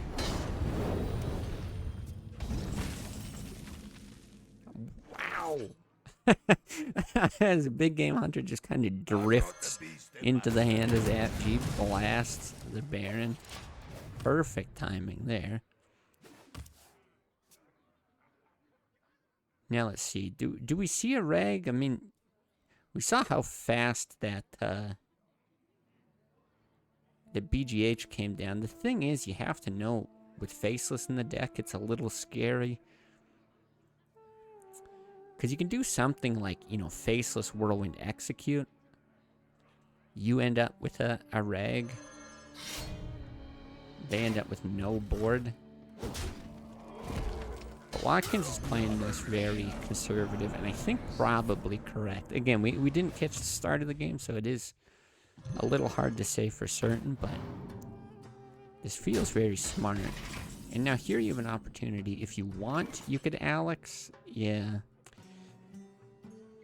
But I'm not sure that there's a better option. Thing is, you really wish that armor was stripped before you did it. Being able to just shield slam and still sit on 2 executes. You're giving your opponent so much. I don't know if Watkins is maybe considering a reg here. I don't think it's worth the 50-50. Like, you probably just don't need any kind of risk here. It's interesting to see if it's going to be an execute instead. This gives you the option. Now, the other thing you could have done is like a shield slam on the Sylvanas, but I'm actually thinking that's maybe what Watkins is going for, is execute here. You still save and execute in the future. You know, now there's 2 Shield Slams in hand, but at the time it's like, well, this lets you keep a Shield Slam so that you can do it on your own Sylvanas and steal some big minion at some other point.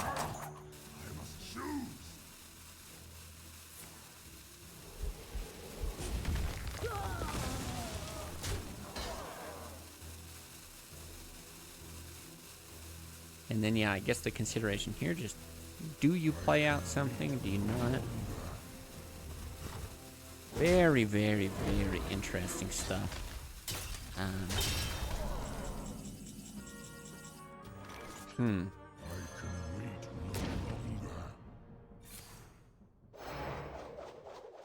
Yeah, I do quite like this. I'm just sort of thinking about that Grom play. I don't know if there's an Alex in the deck for Watkins. But you know, it's like how valuable was that 4 damage at all? But at the same time, there's not like a lot for activating Grom. How much value do you get later? I don't hate it, but I'm just finding it a little hard to compute. Looking at the list, there isn't an Alex in the list at all. There's actually a Ysera, so that does make a whole lot more sense. And now here, yeah, very interesting. So you have those 2 Shield Slams, but you've just lost all that armor where you could actually kill your own Sylvanas. So sure, you can execute. And I imagine that's what we're going to see here. But do you stay conservative here? Do you Spellbreaker just for the body? There really is a lot to consider. I don't mind the idea of a Sylvanas, but you know, Watkins knows that there's this Faceless Manipulator in here, and it's really for the Molten Giant charge finisher. I have no time for games. But you can adapt in a game like this, and you could actually potentially steal it here, and it just makes things very awkward.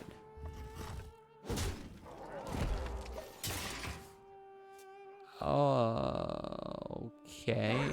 8, 14. Okay, I think this is fine. Oh no. Yes, no, it is. It is just gonna be enough. Yeah, so what ZapG is going for there, not really thinking about it, but I had to do a whole bunch of math real quick. So he's purposefully taking that damage to set up the Molten Giant charge faceless play. It would be 20 damage for lethal the following turn. But yeah, it just ends up being too much damage there. And unfortunately, a risk that doesn't pan out. So it might have looked like just a total, you know, a play where ZapG's just given up there at the end. But no, there was some sort of thought process there that yeah, just didn't play out in their favor. So okay, that is going to bring us into the finals. HDA versus Watkins, the number 1 seed Watkins versus number 2 seed HDA. I don't know why in the spreadsheet has it as HDA versus ZapG. Something tells me that's going to get fixed up real soon. Probably a good time for yeah, a little break here. We'll get into the finals really soon, but I don't think it's going to get started here with like a quick bathroom break or whatever you got to do. So, yeah, take your final moment here, and we'll get ready for the finals.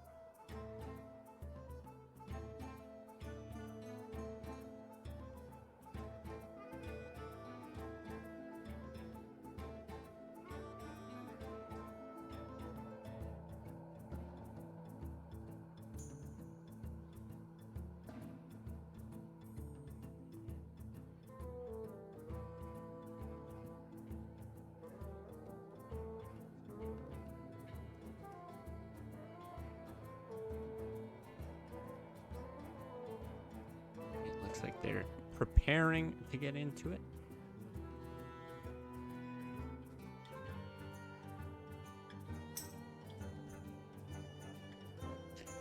Alright, just doing bans. Yeah, we'll probably get the rundown here about bans shortly.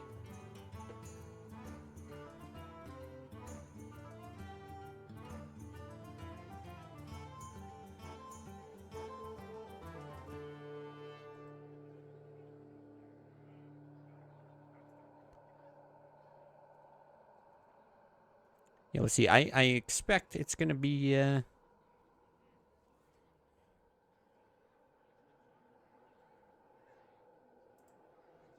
kind of the same sort of thing that we've seen before. Now, I haven't looked through all of Watkins' deck, so just real quick, I see a Control Warrior, Control Paladin, a Ramp Druid with no Innervates. Kind of interesting, though. Mid-range Shaman and Aggro question mark Rogue. So I'm expecting that mid-range Shaman gets banned. Right, that's kind of HDA's thinking. He really likes the Druid, but I'm guessing that means that HDA is going to get the Druid banned. Yeah, what else would you target? And then maybe you still target the Paladin, but then I'm not sure. I'm not sure where Watkins' head is at. Maybe Watkins protects the Paladin from being banned.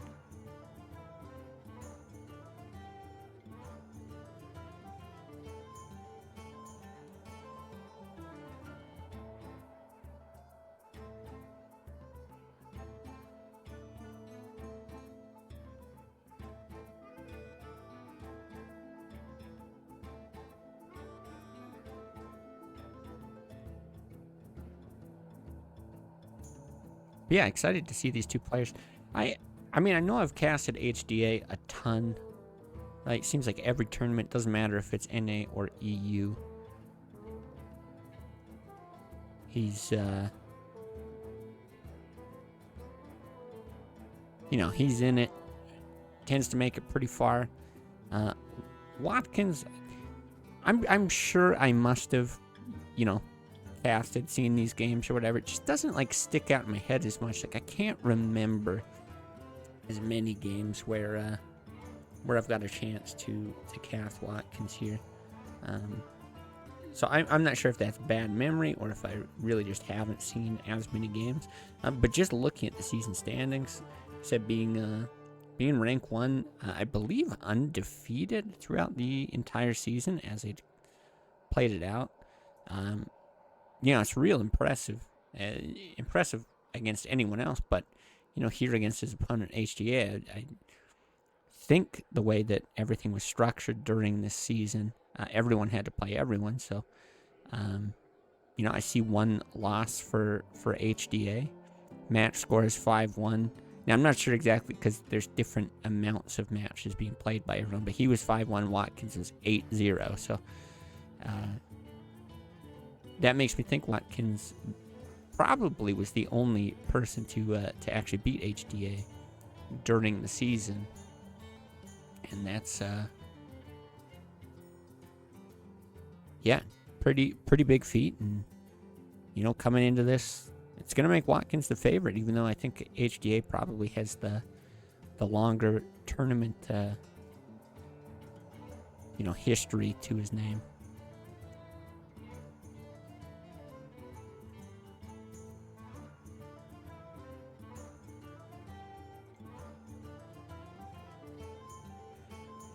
So we'll see, and I'm guessing we've got at least the first set of bans. Second one probably finishing out here. Yeah, there we go. Bans are done. Guessing we'll get the rundown here, but we might see these games just fire up right away anyway. And then we'll jump in. So it's still going to be best of 5, everything like that. At least as far as I'm aware. Yeah, I haven't seen any information about a longer series in the finals or anything like that, so I'm gonna assume Still best of 5 here, and yeah, we'll have to see what they come out with. So without knowing the bans, it's very hard to speculate. Everyone kind of has a different approach, but I think typically when you're coming into a series like this, you know, any kind of best of 5, best of 7, a lot of times what you're thinking is like, what is my most versatile deck? You know, given bans and the matchups and everything like that. Something like a druid is going to be quite versatile, assuming that the shaman is banned. You know, I think it's fine against everything. I think something like warrior, again, it's kind of fine against most things. There's not a lot that you're going to be running up against where you're going to feel real bad with these matchups. And looking at both lineups, things do seem pretty balanced. You know, I'm not seeing a lot of favorability one way or the other. I think Shaman is probably the biggest wild card. If anyone decides to not ban it and they're going to be playing it, there's potential for gaining a real advantage there. But yeah, we'll just have to see him. I'm on the edge of my seat, literally and metaphorically at the moment.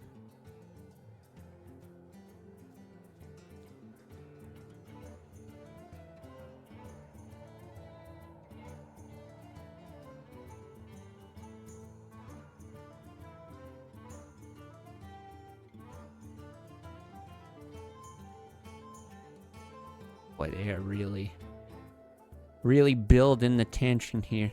Bans are done, but what are they? Who's playing what? Who knows? Here we go. Alright, get Watkins down here at the bottom.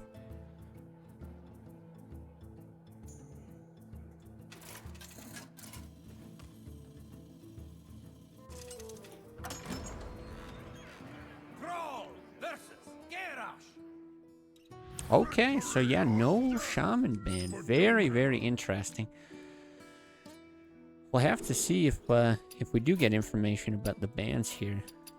What happened exactly? Because HDA, right, shared his strategy. He likes the idea of banning shaman. He likes playing his druid. I guess if he was anticipating his druid would get banned right off the rip, then, you know, maybe he's thinking, well, what's the point of banning shaman? But the thing is, this is a favorable matchup for shaman. It's quite a favorable matchup. Talked about this already. And HDA is running one of these warrior decks that just doesn't have a brawl. Right? No brawl. He does have a Gorehal, and Gorehal is going to be the next best option for clearing a lot of minions. But yeah, I think just right off the bat, not feeling great about this. Now, the only sort of upside to this, the silver lining, I suppose, if you are playing against a deck like this that, say, you don't want to face later on, it is out of the way, right? So if Shaman ends up winning, well, he can't get a second win with Shaman. So maybe he figures he can still get a win with Warrior against some of these other decks. Maybe that has him less worried about things. Ultimately, you still just want to win. You know, it's not favorable to lose a game right off the bat here. But, you know, sometimes it's not so clear as somebody is up 1-0. It doesn't really tell the full story of who's got the advantage in a particular series. Sometimes it's worth thinking about those things, how it really plays out long term. Already here, an interesting decision. A lot of 3-drops that are possible. I wouldn't have hated, actually, the Acolyte, trying to get some draws off of that, and then maybe you drop Feral Spirit behind that. Feral Spirit, again, it's back, or it's down to 1 overload instead of it being 2. And so, you would have been able to do something like coin the Acolyte, play the Feral Spirit with the overload, then into the Golem. But this is one of those things. I talked up Watkins quite a bit. You know, this is sort of how I see it unfolding as a spectator who hasn't really delved into Classic Plus so much here. But I think His record speaks for itself. He probably knows the correct lines here. But you can see already making HGA think. And yeah, this is big. This is very, very big. And kind of a similar concept to what we just talked about. You know, you get the one overload, and then you can drop a 3-cost card next turn. But just a different way of going about it here.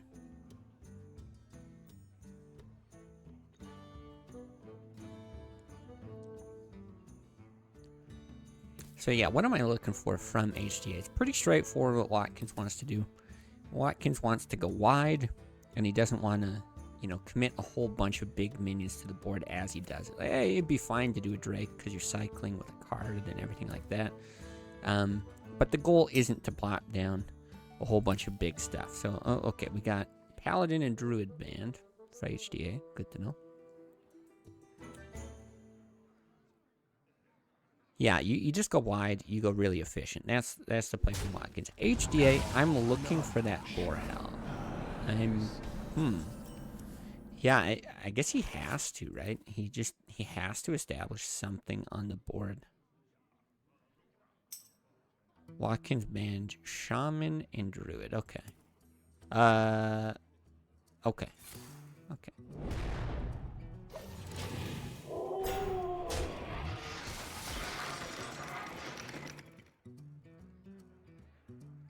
Yeah, see, even that Spellbreaker against the Golem before popping probably would have been the play here. Just, you need to establish any kind of board. Like, this is really, really bad. This is what you don't want to see if you're HDA.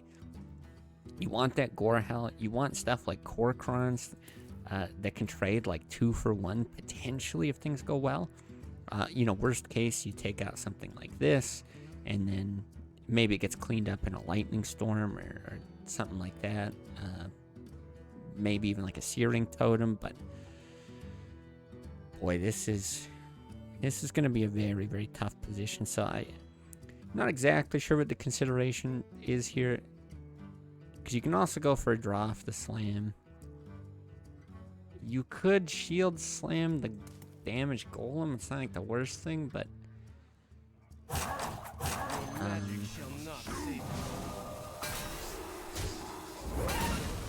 yeah, slams to kill. It's the type of play he's got to do. He's got to try to deny this board from growing. It's an uphill battle, man. It is going to be rough.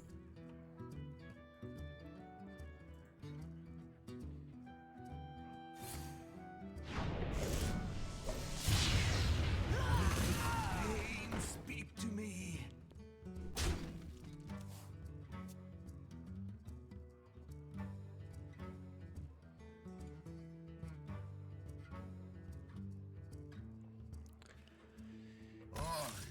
Yeah, HGA just ending it there. I mean, I'm sitting there looking at the possible lines. Yeah, it's not a good draw, but it's more than that. It's just a bad mashup, right? You don't expect to win it. Watkins had everything he needed, and yeah, HGA just gonna save the mental effort, try to cue into something that's gonna be a little more favorable, you know?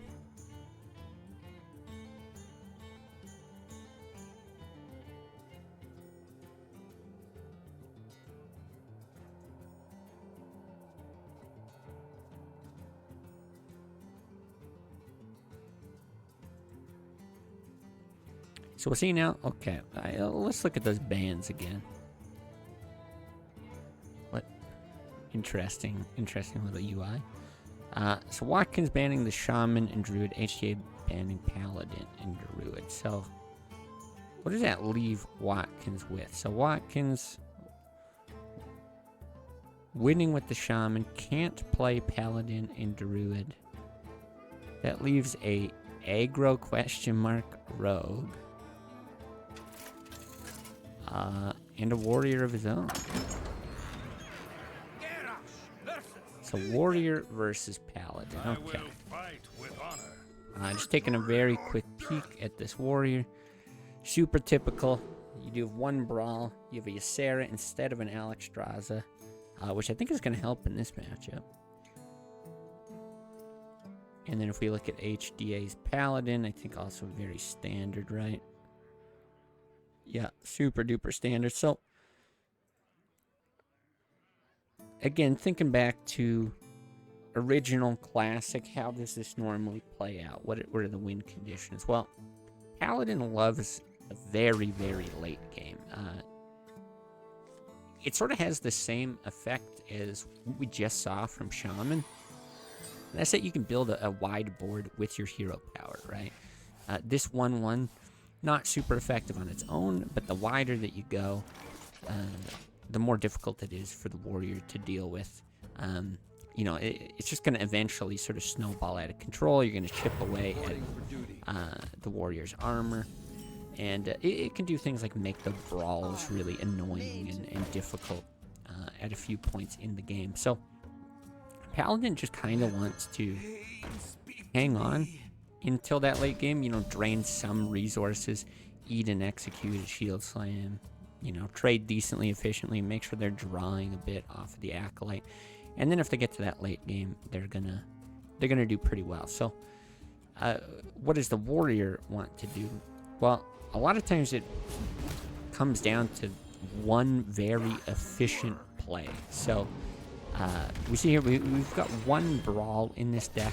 If that one brawl does very, very well, it clears out, you know, 5 minions from the Paladin, that could be something that gets you back into it. He is a Gorehel. Gorehel, you can chip away at tons of different minions. Use your hero power to just armor up again and again and again. You'll be fine. Ysera. If you get something like Ysera Awakens, you clear, you know, the entire board. Barongeddon, another one. So, you tend to need some sort of like sweeper, some big swing back in your favor. And it's about setting that up, but also setting it up while not letting the game snowball and get out of control like we talked about before. I do think it's worth noting, this deck from HDA does have a Swamp Ooze to be able to deal with the Gorehel, so that's going to be sort of a back and forth thing that we're going to have to look at, right? The concern Watkins is not going to know if it's safe to play Gorehel, and HDA is going to want to be drawing for that Swamp Ooze.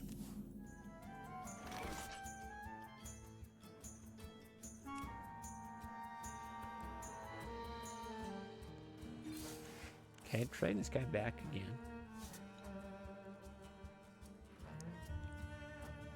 And so far, I would say the way that this is shaping up, you know, being able to draw off of this slam, probably trade in the Taskmaster, armor up, bump here. So far, this is basically what you want to see as the warrior. You know, nothing real special has happened. Nothing super noteworthy. I don't think it's like swung in either player's favor. But you're a little bit on your back foot, a little cautious as the warrior, just right off the get-go. And at this moment, I just don't think there's any reason to panic. What now? I must choose.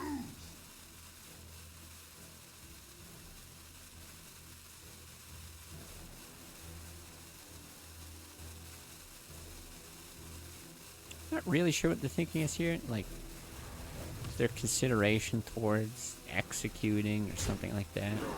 Yeah, to me this was sort of the obvious line, but some other removal tools you could choose to use instead.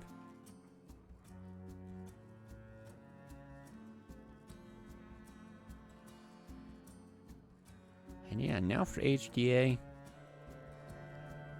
Not the cleanest way of wiping this off the board and building a board back. I think it'd be fine to just do something though, like play the Drake. Right? It still gets into that late game strategy of eventually we want to be able to spam the hero power, but you don't have to do it now. It wouldn't even be terrible to do something like play out a Pyromancer or play out an Aldor with this and get a bit more tempo, establish the board, force out some other removal. But I just don't see anything wrong with playing the Drake right now. And you might be able to get more value out of some of these tools later.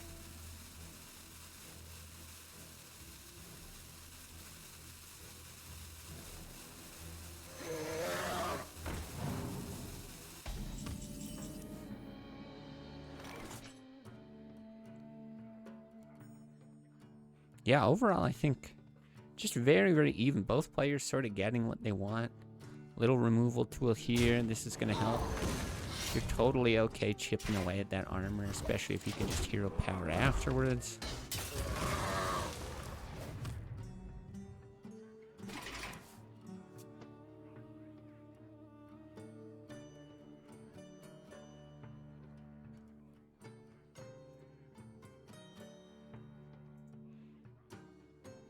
But yeah, I think the real thing is here. Like Cairn is quite a strong play, although Sylvanas is the potential counter to that. I think the thing here is if we're seeing these even trades back and forth, both players are sort of happy with the trades that they're making because it's a Paladin favored matchup.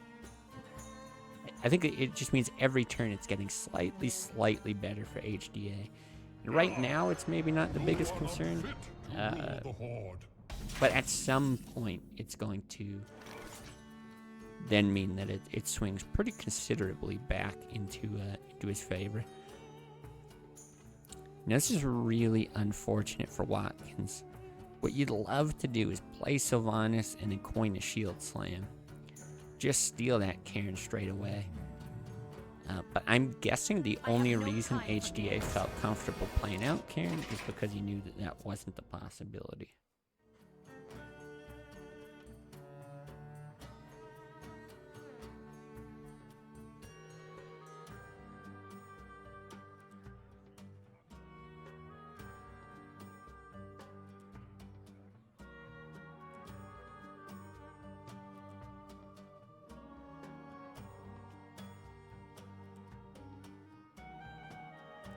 Yeah, so probably thinking about all kinds of things here. Right, you've got something like the Alador that could like lower the attack, but it's not really useful. You know, if you force the trade, this Death Rattle goes off first, so the steal's gonna happen. You could do something like Senjin to put up a bit of a blocker, but then you're concerned with like, yeah, right, Gorehal Shield Slam. A lot to think about. Move quickly. But I'm not sure that there's a super effective way to actually deal with this. I'm a little bit surprised to see the Swamp Ooze. I wonder if he's going to make the hit. Like Hero Power, make the hit and hope it steals something real terrible. Wow, it's a risky play. Maybe just a risk that's worth taking, though. Certainly gets the best option as far as HDA is concerned. So big swing, but what it does is it opens up this Gorehal line. Like now he can just milk this thing for the rest of the game. As far as I know, there's no other weapon removal. I'm just double checking that now. No, there isn't. So, you know, a play that swings things very much into the favor of HDA. Now he can be the aggressor, but you're sitting at 33 life with a Gorehal. You're kind of okay just chipping away at this. Really, I think the only question is how you want to do it. Like, do you want to execute coin Gorehal, take out the bottom half of this? I don't mind that, but I don't even hate just like chipping away and taking the full damage. I must choose.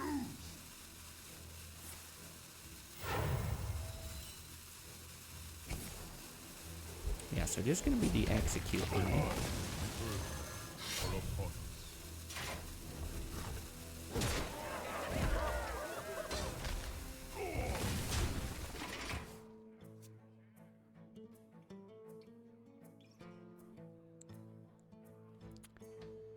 So now just thinking from HDA's perspective, when you see that, you see the Gorehowl come out, like, you know these things can get chipped away. You're getting into that game plan of, okay, pretty soon we're just going to want to be pumping this out.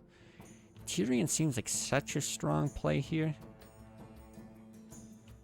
Right, you can take out the recruit, so it's not easy to get rid of the bubble. What you're likely thinking about is that single brawl that's in the deck. You're thinking about the brawl. He's got to be thinking the Swamp Ooze is a threat as well. But that might be the reason we don't see a Tyrion. I do think it's a little too juicy, and the longer you wait, the more chance of that brawl getting in there. It's also only a single brawl. I must move quickly.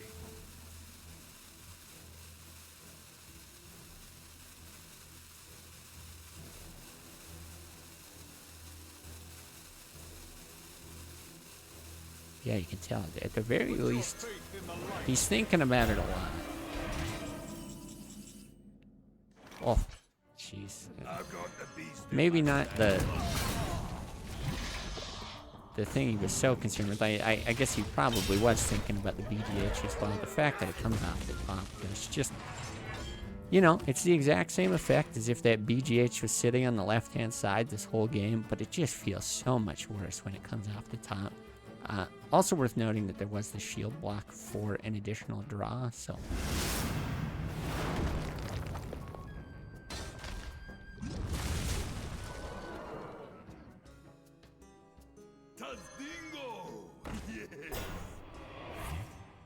Yeah, I think at this point, you know, having Tyrion dealt with so effectively, I think you start to feel a little bit of pressure here as HDA, and you're really thinking, okay, it's time to push damage. Yes, you do want to milk this hero power. You know, try to kind of snowball that a bit. But just given, you know, the mana efficiency that you can have with a hand like this, I think you're looking at maybe I just, you know, Hammer of Wrath the face type of thing. Those lines are at least, they're popping into your head. You have to consider them at this point.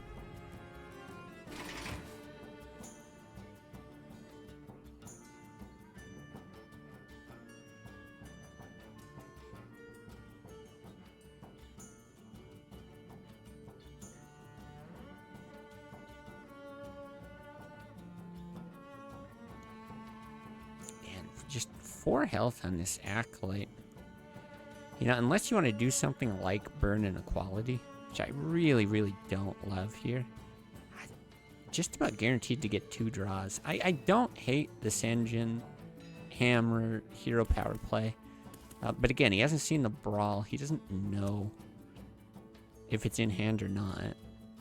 Right? He's been sitting on these other pieces of removal, or this Grom, which is pretty versatile finisher or a removal tool for quite a while, and so from HGA's perspective, it doesn't seem that unlikely that it would be a brawl. I don't hate this, right? You're not losing much here. You do still get a decent board. Usually you're okay, right, with 3 minions on the board for a brawl. But he actually is going very aggressive with 4. Okay, and he's gonna get in it. At first, you know, you see the Black Knight, you see a taunt, you think it's such an obvious play, but no, very, very good. But these are the types of things that I was talking about, right? These are the swing plays back in your favor that you need as a warrior. And now with that equality gone, HDA just doesn't have an answer unless he gets something off of the hammer. He has a BGH in the deck, right? He did trade it back earlier. But he's really going to be digging for it. Now, what he does have working in his favor, he's got a lot of healing. So, it's not urgent that he deals with Baron that turn, right? He doesn't have to deal with it. As well, Watkins might actually want to take this hit because he doesn't want to give multiple draws with the effect from Baron at the end of the turn. So he has some time. That's the one thing working in HDA's favor. He does have time here.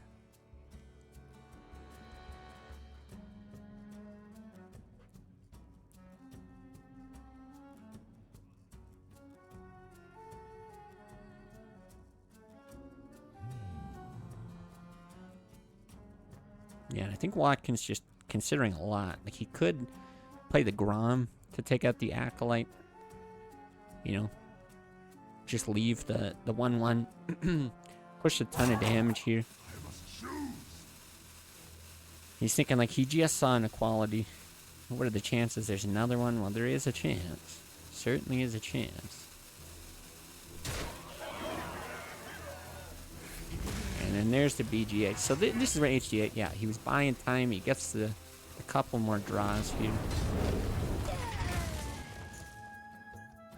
Oh, he's actually got 2. That was something I didn't notice when I looked at the list.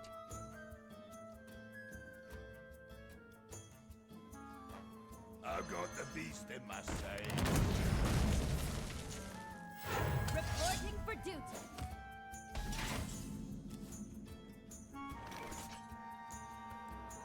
Yeah, and suddenly a little bit awkward here.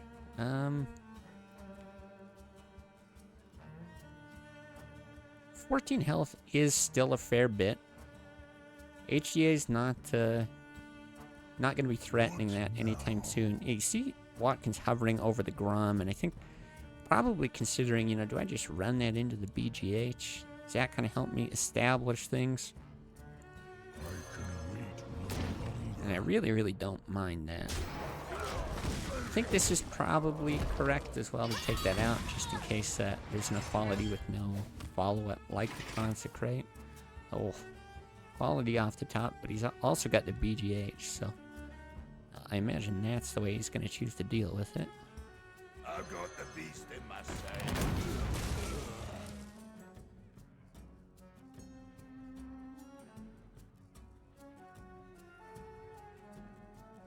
Your magic shall not save me. Okay, now Reporting for a few more bodies to deal with. So yeah, we're right at that point. This is where the hero power can just keep being so annoying for Watkins. He's only got a couple swings left on that Gorehell before it's completely useless. Yeah, he's got the War Axe, but he's also, you know, he's taking damage.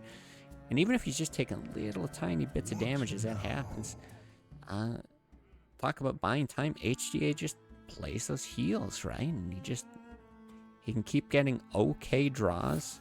Like, I don't think there's any threat of really running out of cards. It's even for both players. And yeah, eventually those 1/1s are just gonna overrun the warrior player. Speak to me.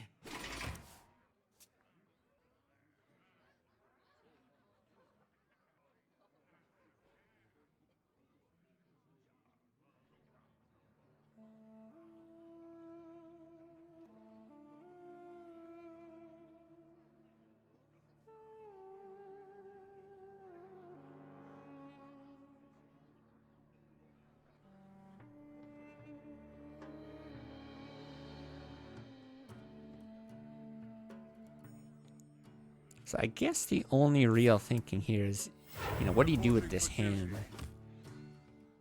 Because it's going to be at least 2 draws off of this thing. But at this point, he's kind of okay with it, right? The more Watkins draws, the closer he is to fatiguing himself. I think Watkins is probably going to sense this as a moment where he's got to do something here, right? He's got to put HDA on the back foot a little bit.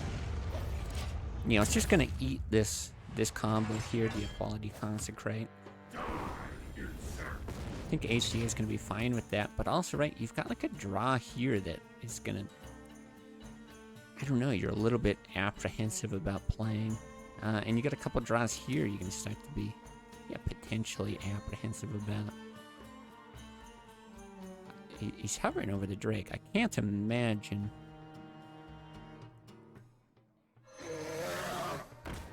I mean, it's 4 damage off the Holy Wrath, 3 off the Consecrate.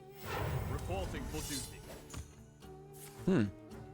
Okay, I'm not quite following the thinking here, but I'm going to try to deduce. This is a really interesting play. I think HDA is hoping a couple things. He's hoping, for one, that he gets more value off of the Equality Consecrate. right? And just by stalling and actually getting value off of Holy Light. Because the only other time that Holy Light is actually useful is like during fatigue, right? It could keep you alive for an extra couple turns or something like that.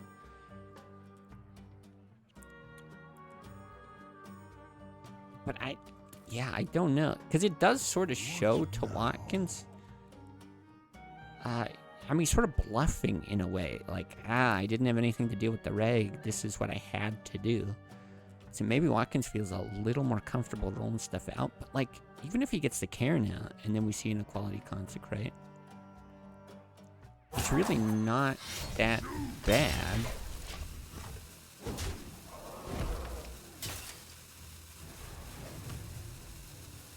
Just because you would have, you know, the second half here, you have the Bane afterwards. I think what ends up happening is HDA just plays Equality Consecrate anyway. And maybe in his mind, he was thinking, like, no, I have to get more value out of it, otherwise I'm in big trouble going forward. And it's possible that that's right. But now this really prohibits him from playing Sylvanas. I have no time for doing games. it. I guess he's sort of committed to this this line here. You can stall out, yeah, just a bit more. Your magic shall not save me. This one's tough. This one's very tough. This is one of those games where I think to know if HGA took the appropriate risks in all these areas, like I would need to go back and sit down and really look at it. Because now here he gets a pretty nice bit of cleanup. Well, I keep thinking he's going to play this combo, and he keeps not doing it, but I can't imagine, right? Like, he just has to. But the thing is, then he's going to get met with a Karen, a Ysera, and I just don't know that he can hold out against those. Yeah, these are really, really interesting risks. HG is certainly seeing the game in a way that I think a lot of people just wouldn't even begin to approach it. And already that just makes me interested. It's super intriguing.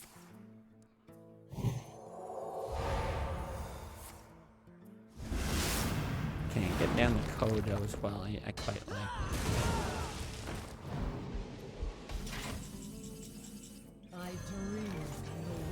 Okay, let's see about these dream cards. I know you get 2 now, right? I believe it's the end of every turn.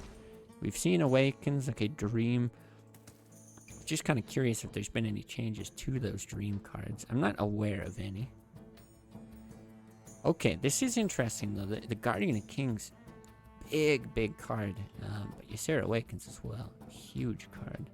And I think that's really what HGA might have been wanting to hit with the Equality. Like, he knows there's essentially infinite value off of this Ysera if he can't deal with it.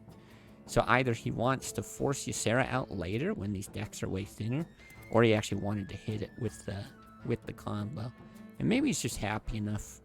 Yeah, stalling out a bit later, you can heal here, heal there. Probably choose not to draw. And just hope that it's enough to stall out to win the game. I don't know that it is. I mean, Ysera Awakens is going to deal 5 damage to Watkins as well, right? Wow, and he's going to push damage from that. Double Guardian of Kings. Yeah, this is very, very interesting.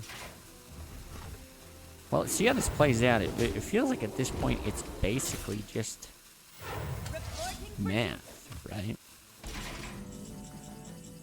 Does the math work out for HDA? It actually might. It actually might, and if he wins this, I'm going to be very impressed by his ability to get into this game state.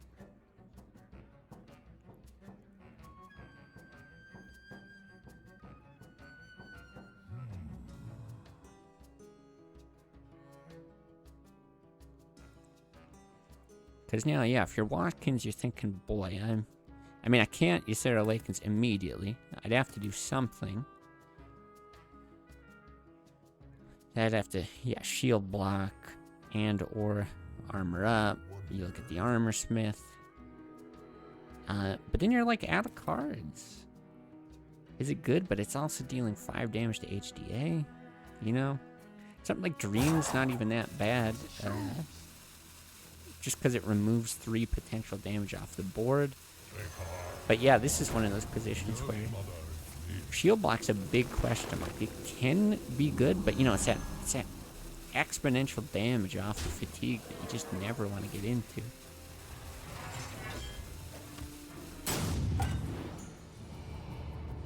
Now let's see what else we get. Nightmare, I think, is really what you're hoping for. The only advantage of Ysera Awakens here later, you might be able to do something like Shield Block and Ysera Awakens to, like, negate the damage from it. And because you're just getting to the end of your deck, but you're not going to end your turn, like if it's for lethal, then you can win before the negative effect of it. Looking at things here, it's 12. He can at least... No, I think he wins, right? 9, 12, 17, 22. As long as he shield blocks. Yeah. Shield block, armor up. It would be a tie with the Ysera Awakens, but you could even drop... He's probably just checking the math here. You can even drop the Armor Smith. Just to build more armor off the Ysera Awakens if you're worried about that. But I don't believe I'm wrong here. This is lethal, right? 9, 12, 17, 22. I don't blame anyone for taking this long. Jeez, I do this on ladder, nevertheless, at tournament.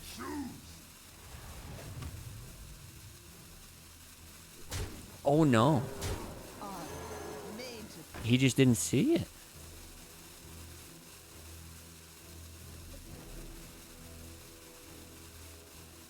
Or am I missing that? Did he not have the mana or something? I'm out of cards.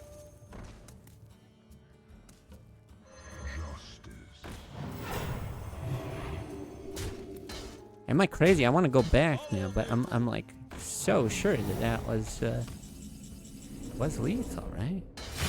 I mean, okay, you can. I guess it doesn't matter.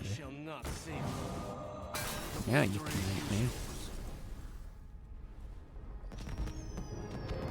Oh, interesting. Fatigue count. Yeah, somebody in 5 minutes tell me. Was I crazy? I thought I looked at the mana and it was totally doable. With what he had. He had like 6 mana, shield block, Ysera Awakens, and Nightmare, but anyway. Ends up being 2 wins for Watkins, who's down to the road. Very curious to see how this plays out. I will fight with honor. Watch your back.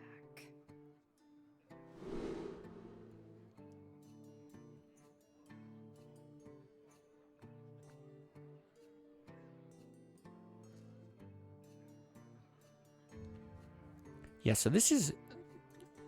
The deck he had listed was like aggro ?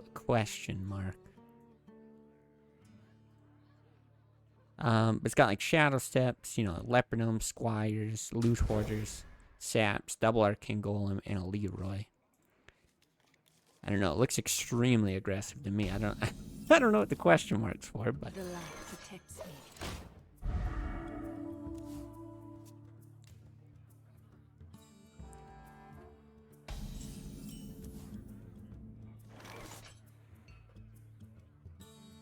Okay, so Theranos here can be just fine to set up the draw. But a lot of times hero power is just so good here. Because you can completely negate the paladin hero power for the next 2 turns. I wonder.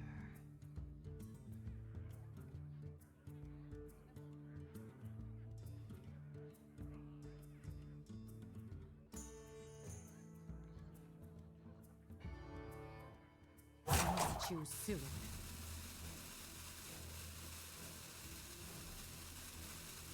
Yeah, really, really thinking about this. I mean, it might seem like real obvious or like, you know, why is it taking so long? But something to remember is, you know, these early turns really do dictate so much of the pace later in the game. These are very often the most important turns in the game, so especially in a finals like this, you don't want to make a mistake here.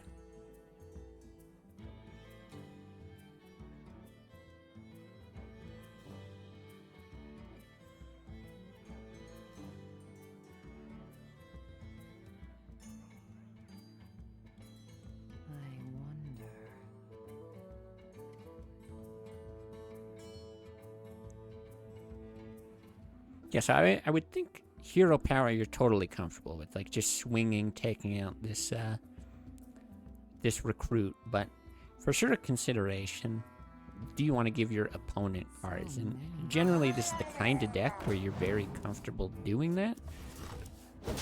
But I do think it's a lot tougher when you look at the buffed up Acolyte, 1/4 Acolyte. And it's not like we're looking at back steps and everything like that to be able to mill your opponent, which even here, I'm not sure how big of a deal it is to actually mill. But, sometimes it's kind of nice. Could end up burning a real crucial card.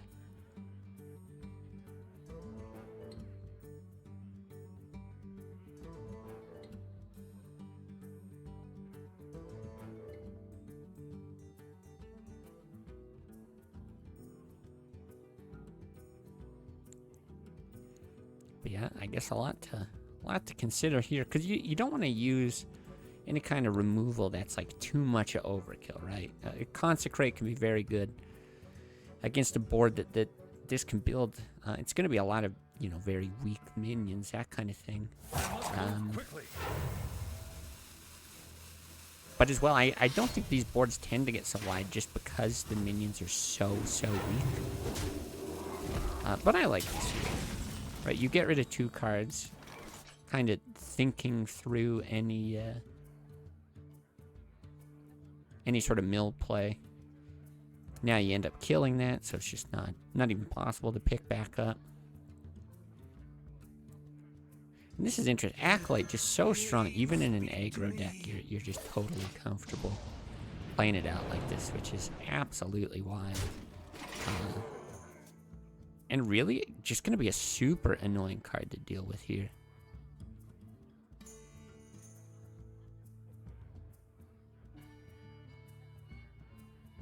Yeah, I'm not even sure.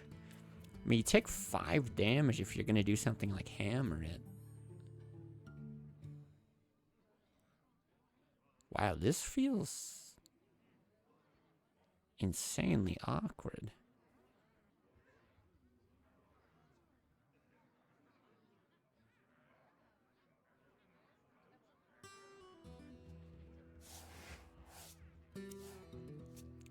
Yeah, trades the BGH, goes ahead and does that. I think it makes a lot of sense. I mean, Watkins is going to be smart enough to not buff something into BGH range. Wow, and now you actually do get into this mill scenario, so... My hand is too full. Okay, fine card to burn. Oh my... This is looking very bad. Do we have an equality in here? No, it's a holy light. There, that's an equality. So we can actually wipe things. But at 14 with nothing on the board, you're not feeling good after this wipe, that's for sure. Oh, there we go. It was missed lethal. I got my 5-minute update. It was missed lethal in that last game. Okay. I'm not completely crazy. Not that it mattered for Watkins. This guy's toast.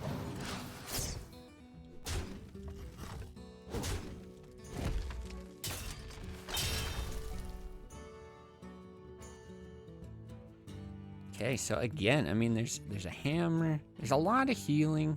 There's some taunts here. We don't have a sap. We've got like a shadow step on the Leroy. But this isn't nearly as effective as it used to be, right? That's 8 mana to be able to deal 12 damage. Shadow Step on the SI could be good.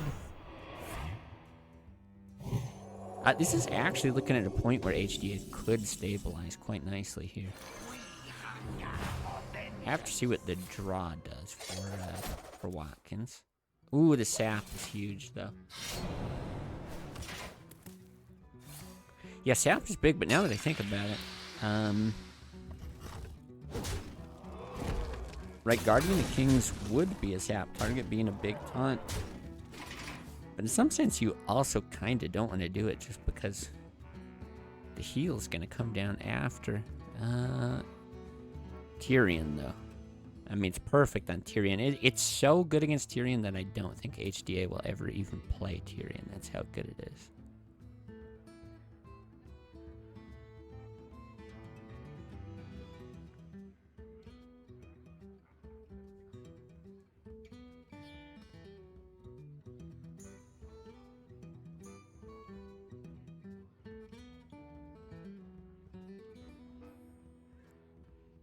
Yeah, this is very tough. And this is probably the kind of consideration HD is having. So you play out the Guardian of Kings. Okay, you get 6 life. Even if it is sapped, though. Oh, geez. Double sap. I mean, this might just seal it, right? If you sap, how much are you taking? 3, 5, 7, 8, 11, 17. Like, that's just it. That's the game. Wait. Wait, does it matter, though? No, it doesn't. You don't even need the sap. Wow. Wow, it just ends up sealing it. I am surprised this ends up being a 3-0. Really well played by Watkins. And the HDA was no slouch either. I thought he made some very interesting, very cool plays. But yeah, that's going to be it. Any tourney might get postponed because so many people are away. Oh, okay. Well, that might actually kind of work out in our favor here, because this was kind of dragging on, just for like scheduling and stuff. In case the NA tournament being rescheduled, thanks for your time and effort casting. Okay, that would be fine for me. I'll see. I guess I was thinking we wouldn't do a winner's interview just because we're already running into the scheduled time of the NA tournament, but let's see. Maybe I'll shoot Watkins a message here. Message.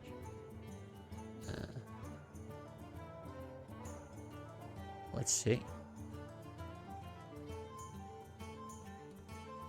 Oh, it's one of these stupid things. Well, let's see if we can get them added. It's all those rules about, you know, in Discord, if you like don't have someone on your friends list, or you don't have like shared servers. Obviously, we have a shared server here, but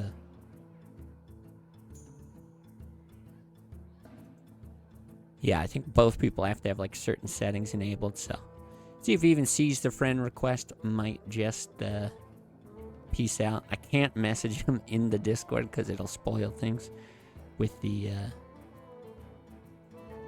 whole 5-minute thing. So we'll give it a minute here as we're just kind of winding down. But this might just be the end of our casting for the day.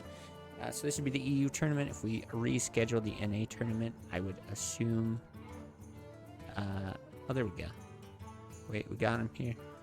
I'd assume, you know, we do it in like a week or something like that. Also, no guarantee Watkins even wants a winner's interview, but yeah, so at least stay tuned for that. If we're not going to get into it today, it seems like, then yeah, probably be coming soon. But at the very least, very, very fun.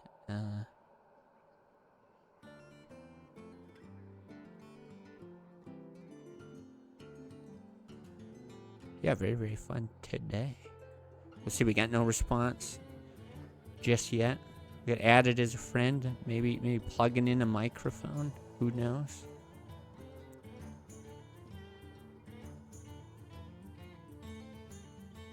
Yeah, it's definitely been fun coming back and just being able to cast Hearthstone again, man. I really missed being able to do this, so it'll be cool to see some more later. All right, we got an all right.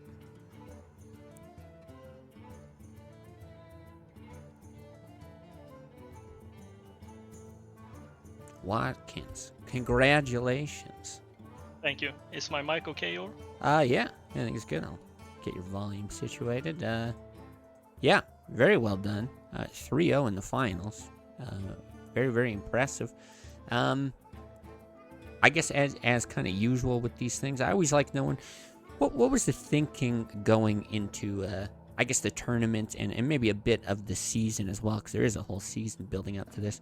As far as your lineup went, because boy, it sure looked convincing in those final games there. Yeah, I think I just went with the best decks, honestly.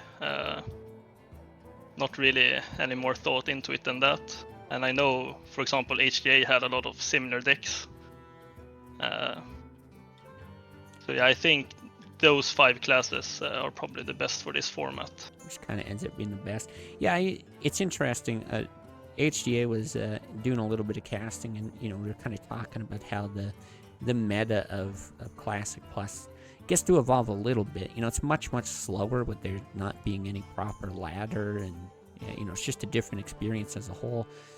So I was sort of expecting maybe a curveball deck would come in and perform at a high level, but yeah, just seeing strong decks executed efficiently do that well was kind of impressive in its own right. But yeah, as far as Classic Plus or whatever you want to call this format goes, how has sort of your perception of the format changed since Classic first got killed and people started kind of playing around with this until, I guess, a couple of years or so later, now at this point? Yeah, I think the biggest change since the start of Classic Plus is the buff to Acolyte. So it's 4 health now. And literally every single deck plays 2 copies of Acolyte now. Yeah, Even an if it's- aggro rogue that plays Acolyte. I thought that was pretty funny. Yeah, I think it was probably a bit more fun before the Acolyte buff. Because you could play, for example, I like to play Freeze Mage. But now, whenever deck runs Acolyte, you can't play Cone of Cold, for example, because they just draw, at least 1 extra card. So yeah, I think you could also, if you had a closed deck list format, you could experiment more with different decks. I know, for example, MC Tech is, it's 5 mana, but you can pick the target. Oh. So it's a really strong card, but when it's open deck list, you can play around it. I think, but by now the best decks have probably gotten figured out a bit more, and some classes like Hunter, for example, they just can't keep up. Right. Yeah, we did see a little bit of Hunter today, and it actually did surprisingly well. But for sure, you notice it when these other classes have gotten buffs and they kind of just look the same. Though I quite like just the idea of open deck or closed deck lists, rather, maybe for a future tournament or something. That might add a little bit of spice to things.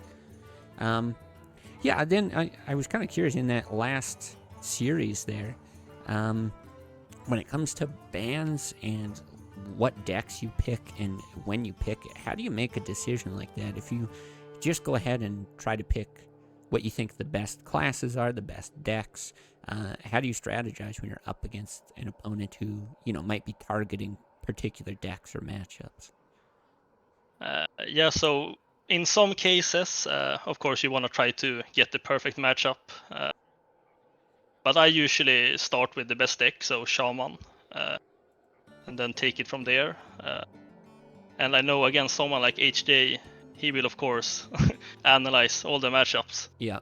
So just picking them randomly, you will probably get a better result sometimes than trying to out mind game him. Right. That's kind of interesting. Yeah, it worked out the way that you did it. Okay. Well, again, big congratulations. Any final words, final thoughts? Your new giant fan base. There's a whole 17 people in the stream. Don't get nervous. Yeah, no, it was fun. Thank you for Dom for organizing this season and this tournament. And I'm always down to play some Classic if anyone wants to add me. Awesome. Well, yeah, definitely be a good opponent to practice against. Look very impressive today. So. Yeah, thank you. Yeah. Well, big congrats. I'll let you go here and wrap things up. All right, take care. All right, take care.